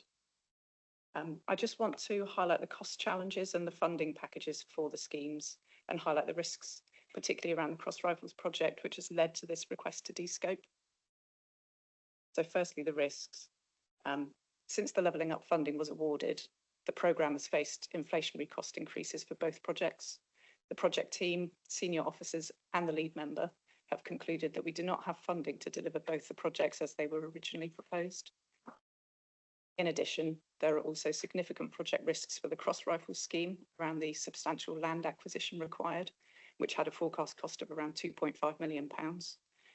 There would also be significant delivery challenges at the Cross Rivals location. Officers have been in dialogue with DfT to discuss the challenges we're facing with inflation and with the risks at Cross Rivals. We've applied to DfT to seek approval to change the scope of works at the Cross Rivals junction so we're able to de-risk the project and to reallocate those funds from this scheme to the Dunball Roundabout scheme. The proposed change of scope at Cross Rivals includes delivering a safety scheme at the roundabout and active travel improvements which will facilitate walking and wheeling away from the roundabout itself. This change of scope will remove the need for land acquisition, it will significantly simplify delivery of the project and it would reduce the cost. And as for the Dunball scheme, we consider the Dunball Roundabout Improvement Scheme to be strategically vital, as evidenced by the funding pot which we've built for the project. That includes funding from Levelling Up Fund, Bridgewater Town Deal, National Highways, Local Enterprise Partnership, and council borrowing, which will be recouped by developer contributions. The project aims to improve access to and from the SRN to reduce congestion, and as Councillor Wilkins said, to enable development opportunities in the area. The open tender process for the works at Dunball Roundabout is now concluded with tender negotiations underway. Contracts will be ready to sign later this month, and we're looking to start delivery of the works from autumn 2024. There's one additional decision listed in the paper which relates to our A38 MRN project. We're currently bidding for this funding for this project from DFT, which includes upgrades to Edithmead roundabout, which is at junction 22 of the M5. Given that the works are very similar to those at Dumble, the project team worked with the procurement department to include the delivery as a contract change to the Dumble contract. If Somerset Council have funding approved for the scheme, utilising that contract change could significantly simplify and accelerate the procurement and delivery of those works. Sorry. We're seeking that the executive consent to delegate to the Service Director for Infrastructure and Transport the decision to deliver the MRM project through the Dumble delivery contract, subject to funding approval and delivery within the funding envelope. Thank you. Okay, thank you very much. Any comments or questions, Ros? Thank you. Thank you for the report. I guess that two questions I have. One is the comment you made towards the end when you're talking about the junction 22 and accelerating the design. I welcome that because that is well needed. Will it actually accelerate the project given we're working in tandem with North Somerset? That's a good question. It's a funding bid that we're working in tandem with North Somerset Council on. We have to work with North Somerset Council to their timeline. They've got a longer timeline than we have. We are in conversation and seeking approval from DFT to decouple from North Somerset. At this stage, they haven't indicated that they'd be keen for us to do that. National Highways have indicated they would support us if we were pursuing that route because they'd like to see Edithmead delivered as soon as possible. But you're right, we're at the mercy of the other council. Thank you. That's my first question, if I may, Chair. And I welcome your attempts to decouple. The second question I have is around Cross Rifles roundabout. Now, I appreciate we need to prioritise, and I respect your decision to go for Dumble. And I recognise that doing some walking and cycling options around Cross Rifles will be helpful, but have we actually modelled what will be the impact of improving the exit, so to speak, from Bridgewater Town via Dumble and reducing the amount of traffic going further round the roundabout, so to speak, across Rifles and onto the Bath Road? There was modelling done at the time of the bid, which was around the original schemes. Yeah. We've also done traffic counts while we've been reviewing the project and understanding how we can de-scope that. So we can see how the traffic's moving now, particularly because the development on North East Bridgewater is mostly built out, and that's obviously a significant change since the last time we did the modelling. The schemes that we will be pursuing at Cross Rifles won't increase the capacity at the roundabout for vehicles, so it's not going to impact journey times at that junction. Yeah. Journey times will be significantly improved according to the modelling at Dumble roundabout, which will make a difference. But the changes we're looking to bring forward at Cross Rifles are really around active travel and supporting people change the mode of transport that they're using and making it safer to walk and cycle around that junction, because it does have a history of accidents as well. So that's what we're seeking to improve with the new schemes. I welcome that, particularly since the Bath Road is the access road to Bridgewater College. And it'd be interesting to actually have a look and see whether when you're doing work at the Cross Rifles, can we have a look at the rest of the road between Cross Rifles and the college? Because I think that should be perhaps looked at as a bigger package, given we now have quite a few thousand students now at Bridgewater College, and we do need to improve the safety on that road. Thank you. Thank you. Having cycled that road twice daily for many years on my way to work, I know firsthand how dangerous that is, and many near misses. Thankfully, no accidents. Heather. Thank you indeed. We like to keep you safe on your two wheels, Bill, and all of us safe on our two wheels and on our 2 feet. It was just a question, and I'm not really, and forgive me if you've mentioned this and I missed it, and I'm not, because I'm not very good at kind of the fluid. I understand a little bit about the fluid dynamics, but not much fluid dynamics of traffic. So is there any risk in actually improving the Dunball roundabout for fluidity and for speed or volume processing?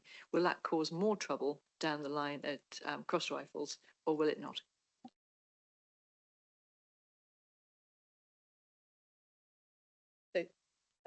Thank you, Chair. The roundabouts are actually quite a long way apart, and that's pretty significant in traffic flow terms. There's a number of junctions then in between the two that actually will manage the flow. So in terms of, I get what you're saying. You know, it's water down a pipe. What's the impact if we let too much through at one end? Yeah, it's the upstream junctions should compress it enough so it shouldn't have a big impact on Cross Rifles. Okay, that's everything from in the room. So we'll go to Councillor Mark Healy online. Hi, Mark. Yes, thank you, Chairman. Clearly, I've got a vested interest in this particular scheme because it's within my division. One of the biggest things that's come up from the local people is the fact we've now got two, as you know, on Dunball Roundabout, we've got two service stations, both with 24-hour shops. And the biggest concern from the local people is the fact there is no zebra crossing of any description to cross the A38 north side towards Highbridge or south towards Bridgewater. So I suppose maybe I'm looking towards the executive member, Richard, to say he may not have any influence, but if he has, could we look at that as an urgent matter, please?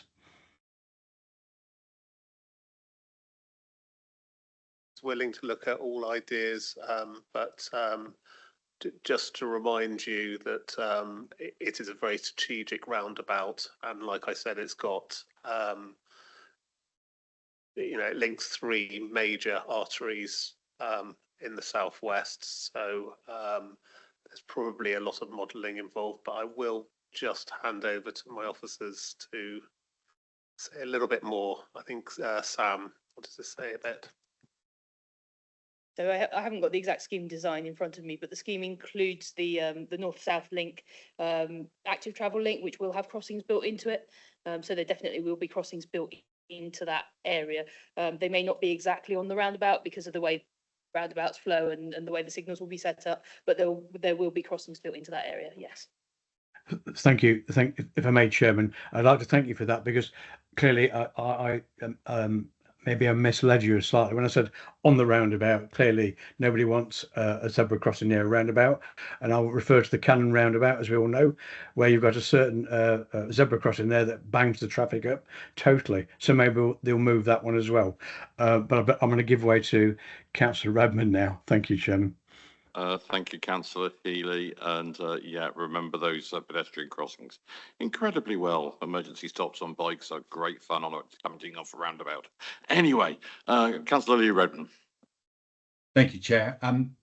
Speaking as one of the local councillors for the Cannon Cross Rifles roundabout, and thank you, Councillor Healy, for reminding the members in the room that it's known locally as the Cannon roundabout as opposed to the Cross Rifles roundabout, although most of the people in Bridgewater navigate by pubs these days, so that's why we know it's Cross Rifles.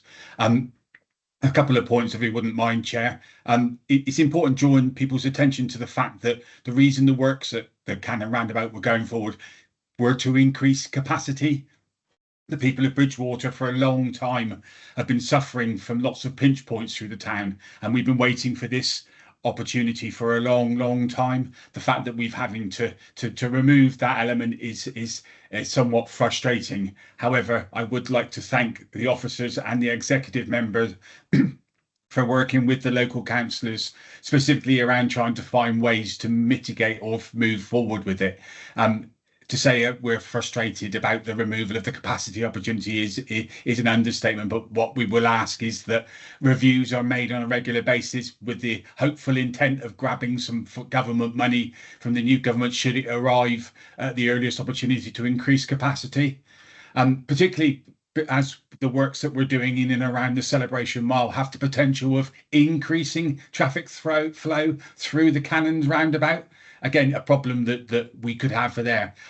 Changing the Chair, I see the frustration of changing the one-way, the road network around East Quay and Salmon Parade to one-way will have no option but to force some traffic down through that way. So there will be an increase there. I note the summary of the proposals on page 288 to 289 and the detail that's in them. Importantly, the local councillors support the inclusion of a crossing point at the Sainsbury's along the retail park there. It's a dangerous, and I've had a campaign myself to try supporting local residents about making a crossing point there, so I support the inclusion of that. Just a bit of a downer really, you talked about safe cycling to the college. The proposed inclusion of the little bypass around over the railway bridge to help improve cycling and walking is a welcomed inclusion. But as with anything, as soon as you mention the famous words Network Rail, the noughts start adding up across that proposal. So this is a question of achievability of that element to it.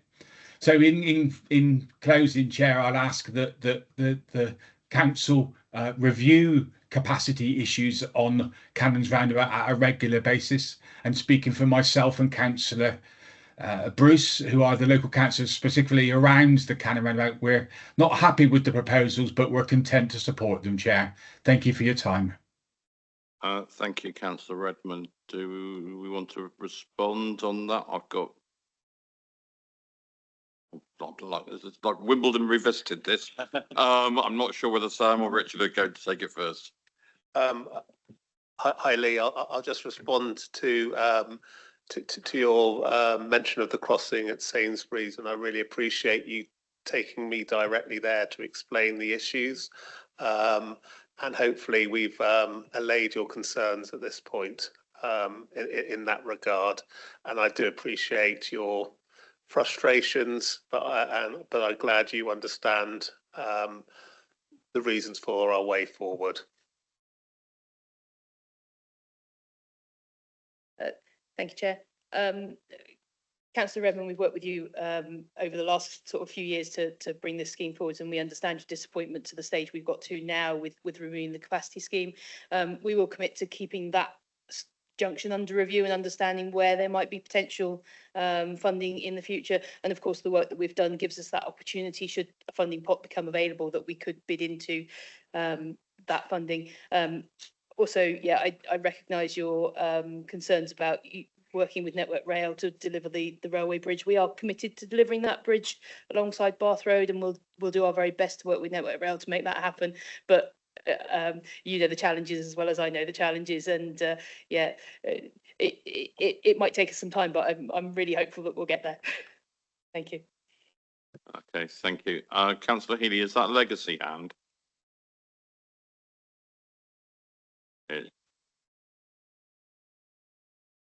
Yeah, I believe it is. It's gone down, it's gone up, it's gone down. I think you're starting your own version of the Mexican wave there out in Puriton, aren't you?